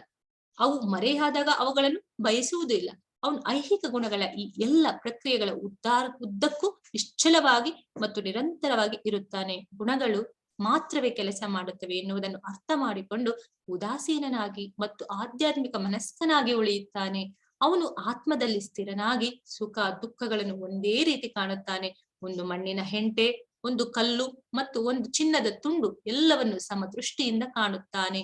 ಪ್ರಿಯ ಅಪ್ರಿಯಗಳ ವಿಷಯದಲ್ಲಿ ಒಂದೇ ಸಮನೆ ಇರುತ್ತಾನೆ. ಹೊಗಳಿಕೆ ಮತ್ತು ತೆಗಳಿಕೆ, ಮಾನ ಮತ್ತು ಅಪಮಾನ ಇವುಗಳ ವಿಷಯದಲ್ಲಿ ಒಂದೇ ರೀತಿ ಇದ್ದು ಸ್ಥಿರವಾಗಿರುತ್ತಾನೆ. ಮಿತ್ರ ಮತ್ತು ಶತ್ರುಗಳ ವಿಷಯದಲ್ಲಿ ಒಂದೇ ರೀತಿ ನಡೆದುಕೊಳ್ಳುತ್ತಾನೆ ಮತ್ತು ಎಲ್ಲ ಐಹಿಕ ಚಟುವಟಿಕೆಗಳನ್ನು ಪರಿತ್ಯಜಿಸುತ್ತಾನೆ. ಇಲ್ಲಿ ಹೇಳ್ತಾ ಇರುವಂತದ್ದು ಅರ್ಜುನನಿಗೆ ಉತ್ತರವನ್ನ ಕೊಡ್ತಾ ಇರುವಂತಹ ಭಗವಂತ ಎಲ್ಲದರಲ್ಲೂ ಸಮದೃಷ್ಟಿಯನ್ನ ಇಟ್ಟುಕೊಂಡಿದ್ದಾನೆ. ಯಾರಲ್ಲೂ ದ್ವೇಷವನ್ನ ಇಟ್ಕೊಳ್ತಾ ಇಲ್ಲ, ಯಾರಲ್ಲೂ ಪ್ರೀತಿಯನ್ನು ಇಟ್ಕೊಳ್ತಾ ಇಲ್ಲ. ಒಂದು ಕಲ್ಲನ್ನು, ಒಂದು ಹೆಂಟೆಯನ್ನು, ಒಂದು ಮಣ್ಣು ಏನಿದೆ ಅದನ್ನು ಕೂಡ ಸಮದೃಷ್ಟಿಯಿಂದ ನೋಡ್ತಾ ಇದ್ದಾನೆ. ಯಾಕೆ ಅಂದ್ರೆ ಈ ಪ್ರಕೃತಿಯಲ್ಲಿ ನಾನು ಈ ಒಂದು ಭೌತಿಕ ಜಗತ್ತಿಗೆ ಬಂದಿರೋದು ನಾನು ಟೆಂಪರರಿ. ಅವನು ಜ್ಞಾನವನ್ನ ಪಡೆದುಕೊಂಡ ನಂತರ ಅದು ಗೊತ್ತಾಗಿದೆ. ಕಲ್ಲಂದ್ರೆ ಏನು, ಮಣ್ಣಂದ್ರೆ ಏನು, ಚಿನ್ನ ಅಂದ್ರೆ ಏನು, ಎಲ್ಲನೂ ಗೊತ್ತಾಗಿದೆ. ಸಮದೃಷ್ಟಿಯಿಂದ ಅವನು ನೋಡ್ತಾ ಇದ್ದಾನೆ. ಅವನು ಯಾರಲ್ಲೂ ದ್ವೇಷವನ್ನ ಮಾಡ್ಕೊಳ್ಳಲ್ಲ. ನಾವು ಹಿಂದಿನ ತರಗತಿಗಳಲ್ಲೂ ಕೂಡ ಇದನ್ನ ನಾವು ಅಧ್ಯಯನ ಮಾಡಿದ್ವಿ. ಪಂಡಿತನಾದವನು ಎಲ್ಲ ಜೀವರಾಶಿಗಳಲ್ಲೂ ಸಮಭಾವನೆಯನ್ನ ನೋಡ್ತಾನೆ. ಇಲ್ಲಿ ನೋಡ್ತಾ ಇದೀವಿ, ಅವನು ಜಡ ವಸ್ತುಗಳಾಗಿರ್ಬೋದು, ಜೀವಿಗಳಾಗಿರ್ಬೋದು, ಪ್ರತಿಯೊಂದರಲ್ಲೂ ಕೂಡ ಅವನು ಜ್ಞಾನವನ್ನ ಪಡೆದುಕೊಂಡಂತವನು ಹೇಗಿರ್ತಾನೆ? ಸಮಸ್ಥಿತನಾಗಿರ್ತಾನೆ. ಎಲ್ಲರ ವಿಚಾರದಲ್ಲೂ ಅವನು ಒಂದೇ ರೀತಿಯಲ್ಲಿ ಇರ್ತಾನೆ. ಮಾಂಚಾಯೋ ವ್ಯಚಾರೇಣ ಭಕ್ತಿ ಯೋಗೇನ ಸೇವತೆ ಸಗುಣಾನ್ ಸಮಿತಿಷ್ಠೇತಾನ್ ಬ್ರಹ್ಮಭೂಯ ಕಲ್ಪತೆ. ಎಲ್ಲ ಸನ್ನಿವೇಶಗಳಲ್ಲಿಯೂ ಲೋಪ ಮಾಡದೆ ಸಂಪೂರ್ಣ ಭಕ್ತಿ ಸೇವೆಯಲ್ಲಿ ನಿರತನಾದವನು ಕೂಡಲೇ ಐಹಿಕ ಪ್ರಕೃತಿ ತ್ರಿಗುಣಗಳನ್ನು ಮೀರುತ್ತಾನೆ. ಹೀಗೆ ಬ್ರಹ್ಮನ್ ಹಂತಕ್ಕೆ ಹೇರುತ್ತಾನೆ. ದಿವ್ಯ ಸ್ಥಿತಿಯನ್ನು ಸಾಧಿಸುವ ಮಾರ್ಗ ಏನು ಅಂತಂದ್ರೆ ಸದಾ ಕೃಷ್ಣನ ಸೇವೆಯನ್ನ ಮಾಡುವಂಥದ್ದು, ಗುರು ಕೊಟ್ಟಿರುವಂತಹ ಆದೇಶಗಳನ್ನ ಪಾಲನೆ ಮಾಡುವಂಥದ್ದು, ಸಣ್ಣ ಸಣ್ಣದಾಗಿ ನಮ್ಮನ್ನ ನಾವು ಬದಲು ಮಾಡ್ಕೊಳ್ಳುವಂತಹ ಪ್ರಯತ್ನವನ್ನ ನಾವು ಮಾಡ್ಕೊಳ್ಳುವಂಥದ್ದು. ಹಾಗೆ ಮಾಡ್ತಾ ಇದ್ದಾಗ ಏನಾಗುತ್ತೆ? ನಾವು ಸದಾ ಭಗವಂತನ ಒಂದು ಧ್ಯಾನದಲ್ಲಿದ್ದಾಗ ಆ ಜ್ಞಾನವನ್ನ ಪಡೆಯುವಂತಹ ಒಂದು ಲಕ್ಷಣಗಳು ನಮ್ಮಲ್ಲಿ ಬೆಳವಣಿಗೆ ಆಗ್ತಾ ಹೋದಾಗ ವಸುದೇವ ಸ್ಥಿತಿ ಒಂದು ಸ್ಥಿತಿಯನ್ನ ನಾವು ತಲುಪಲಿಕ್ಕೆ ನಮ್ಗೆ ಸಾಧ್ಯವಾದಾಗ ಆ ಭಗವಂತನ ಒಂದು ಸ್ಥಿತಿಯನ್ನ ಕೂಡ ನಾವು ನಮ್ಮಲ್ಲಿ ಕಾಣಬಹುದು. ಬ್ರಾಹ್ಮಣೋ ಹಿ ಪ್ರತಿಷ್ಠಾಹಂ ಅಮೃತಸ್ಯ ವ್ಯಯಸ್ಯ ಚ ಶಾಶ್ವತಸ್ಯ ಚ ಧರ್ಮಸ್ಯ ಸುಖಸ್ಯೈಕಾಂತಿ ಕಸ್ಯ ಚ. ನಿರಾಕಾರ ಬ್ರಹ್ಮನಿಗೆ ಮೃತ್ಯುವಿಲ್ಲ. ಅವನ ಶಾಶ್ವತ ಪರಮ ಸುಖವೇ ಅದರ ಸಹಜ ಸ್ಥಿತಿ. ನಾನು ಈ ನಿರಾಕಾರ ಬ್ರಹ್ಮನಿಗೆ ಆಧಾರ. ಇಲ್ಲಿ ಭಗವಂತ ಹೇಳ್ತಾ ಇರುವಂತದ್ದು ಏನು? ಬ್ರಹ್ಮೇತಿ ಪರಮಾತ್ಮೇತಿ ಭಗವಾನೇತಿ ಅಂತ ಇದ್ದಾರೆ. ಈ ಬ್ರಹ್ಮನಲ್ಲಿ ಒಂದಾಗುವುದು ಅಂತಂದ್ರೆ, ಈಗ ಒಂದು ಲೈಟ್ ಇದೆ, ಲೈಟ್ ಇದ್ದದ್ದ ಕಾರಣವಾಗಿ ಒಂದು ಬೆಳಕು ಬರ್ತಾ ಇದೆ. ಅದು ಸೂರ್ಯನ ಒಂದು ನಾನು ಎಕ್ಸಾಂಪಲ್ ಕೊಟ್ಟಿದ್ದೆ. ಆ ಬೆಳಕು ಬರ್ತಾ ಇರೋದೇ ಸೂರ್ಯ ಅಂತ ಯಾರು ಅನ್ಕೋಬಾರ್ದು. ಅದ್ರ ಹಿಂದೆ ಇರುವಂತದ್ದು ಒಂದು ಲೈಟ್ ಇದೆ, ಅದರಲ್ಲಿ ಒಂದು ಶಕ್ತಿ ಇದೆ, ಅಲ್ಲಿ ಭಗವಂತನಿದ್ದಾನೆ. ಆ ಒಂದು ಬೆಳಕನ್ನ ದಾಟಿ ಹೋದಾಗ ಅದರ ಒಂದು ಗುಣ ನಮ್ಗೆ ಅರ್ಥವಾಗುತ್ತೆ. ಅದಕ್ಕೆ ಕೆಲವರು ಹೇಳುವಂತದ್ದು ಬ್ರಹ್ಮ ನಿರಾಕಾರ ಬ್ರಹ್ಮ ಒಂದಾಗುವುದು, ಅದು ಒಂದಾಗುವುದಲ್ಲ, ಅಲ್ಲಿಂದ ಒಂದು ಪ್ರಪಾತಕ್ಕೆ ಬೀಳುವಂತಹ ಹಂತ ಕೂಡ ಅವರು ಅದನ್ನ ಮಾಡ್ಕೊಳ್ತಾರೆ. ಆದ್ರೆ ಭಕ್ತನಾದವನಿಗೆ ಗೊತ್ತಾಗುತ್ತೆ ಆ ಹಂತದಿಂದ ಇನ್ನು ಮುಂದಿನ ಹಂತ ಇದೆ, ಅಲ್ಲಿ ಭಗವಂತನ ಸಾಕ್ಷಾತ್ಕಾರ ಮಾಡ್ಕೊಳ್ಳಲಿಕ್ಕೆ ಇದೆ ನಮ್ಗೆ ಅಂತ ಗೊತ್ತಾಗುತ್ತೆ. ಈ ರೀತಿಯಲ್ಲಿ 4 ಕುಮಾರರು ಸನತ್ ಕುಮಾರ, ಇವರು 4 ಕುಮಾರರು ಕೂಡ ಈ ಒಂದು ನಿರಾಕಾರ ಬ್ರಹ್ಮ ಸ್ಥಿತಿಯಲ್ಲಿ ಇದ್ರು. ಒಂದು ಸತಿ ಭಗವಂತ ನಾರಾಯಣನ ದರ್ಶನಕ್ಕೆ ಅಂತ ಹೋದಾಗ ಅಲ್ಲಿ ಭಗವಂತನ ಒಂದು ದರ್ಶನದ ಸಮಯದಲ್ಲಿ ಆ ತುಳಸಿಯ ಒಂದು ಸ್ಮೆಲ್ ಏನಿದೆ, ಆ ಸ್ಮೆಲ್ ಅನ್ನ ಮಾಡಿದ ತಕ್ಷಣ ಅವ್ರಿಗೆ ಏನಾಯ್ತು, ಓ ಭಗವಂತನಿದ್ದಾನೆ ಈ ಒಂದು ಸ್ಥಿತಿಯಲ್ಲ, ಇದರ ಉನ್ನತ ಸ್ಥಿತಿ ಕೂಡ ಇನ್ನ ಮೇಲಿನದ್ದು ಹಂತದಲ್ಲಿ ಇದೆ ಅಂತ ಗೊತ್ತಾದಾಗ ಅವ್ರು ಏನ್ ಮಾಡ್ತಾರೆ, ಅಲ್ಲಿಂದ ಭಕ್ತಿಯನ್ನ ಪ್ರಾರಂಭ ಮಾಡಿ ಮತ್ತೆ ಭಗವತ್ ಸಾಕ್ಷಾತ್ಕಾರವನ್ನು ಕೂಡ ಅವರು ಮಾಡ್ಕೊಂಡು ಅಂತಹ ನೆಲೆಯಲ್ಲಿ ಇರ್ಲಿಕ್ಕೆ ಅವರು ಪ್ರಯತ್ನವನ್ನ ಮಾಡ್ತಾರೆ. ಆದ್ರೆ ನಾವು ನಿರಾಕಾರ ಬ್ರಹ್ಮ, ಅದು ಭಗವಂತ ಹೇಳ್ತಾ ಇರೋದು, ಆ ಒಂದು ನಿರಾಕಾರ ಬ್ರಹ್ಮನಿಗೂ ಆಧಾರ ನಾನೇ, ಸೂರ್ಯ ಇರೋದ್ರಿಂದಾನೇ ಆ ಬೆಳಕು ಕೂಡ ಬರ್ತಾ ಇದೆ. ಹರೇ ಕೃಷ್ಣ ಕೃಷ್ಣ ಕೃಷ್ಣ ಹರೇ ಹರೇ, ಹರೇ ರಾಮ ರಾಮ ರಾಮ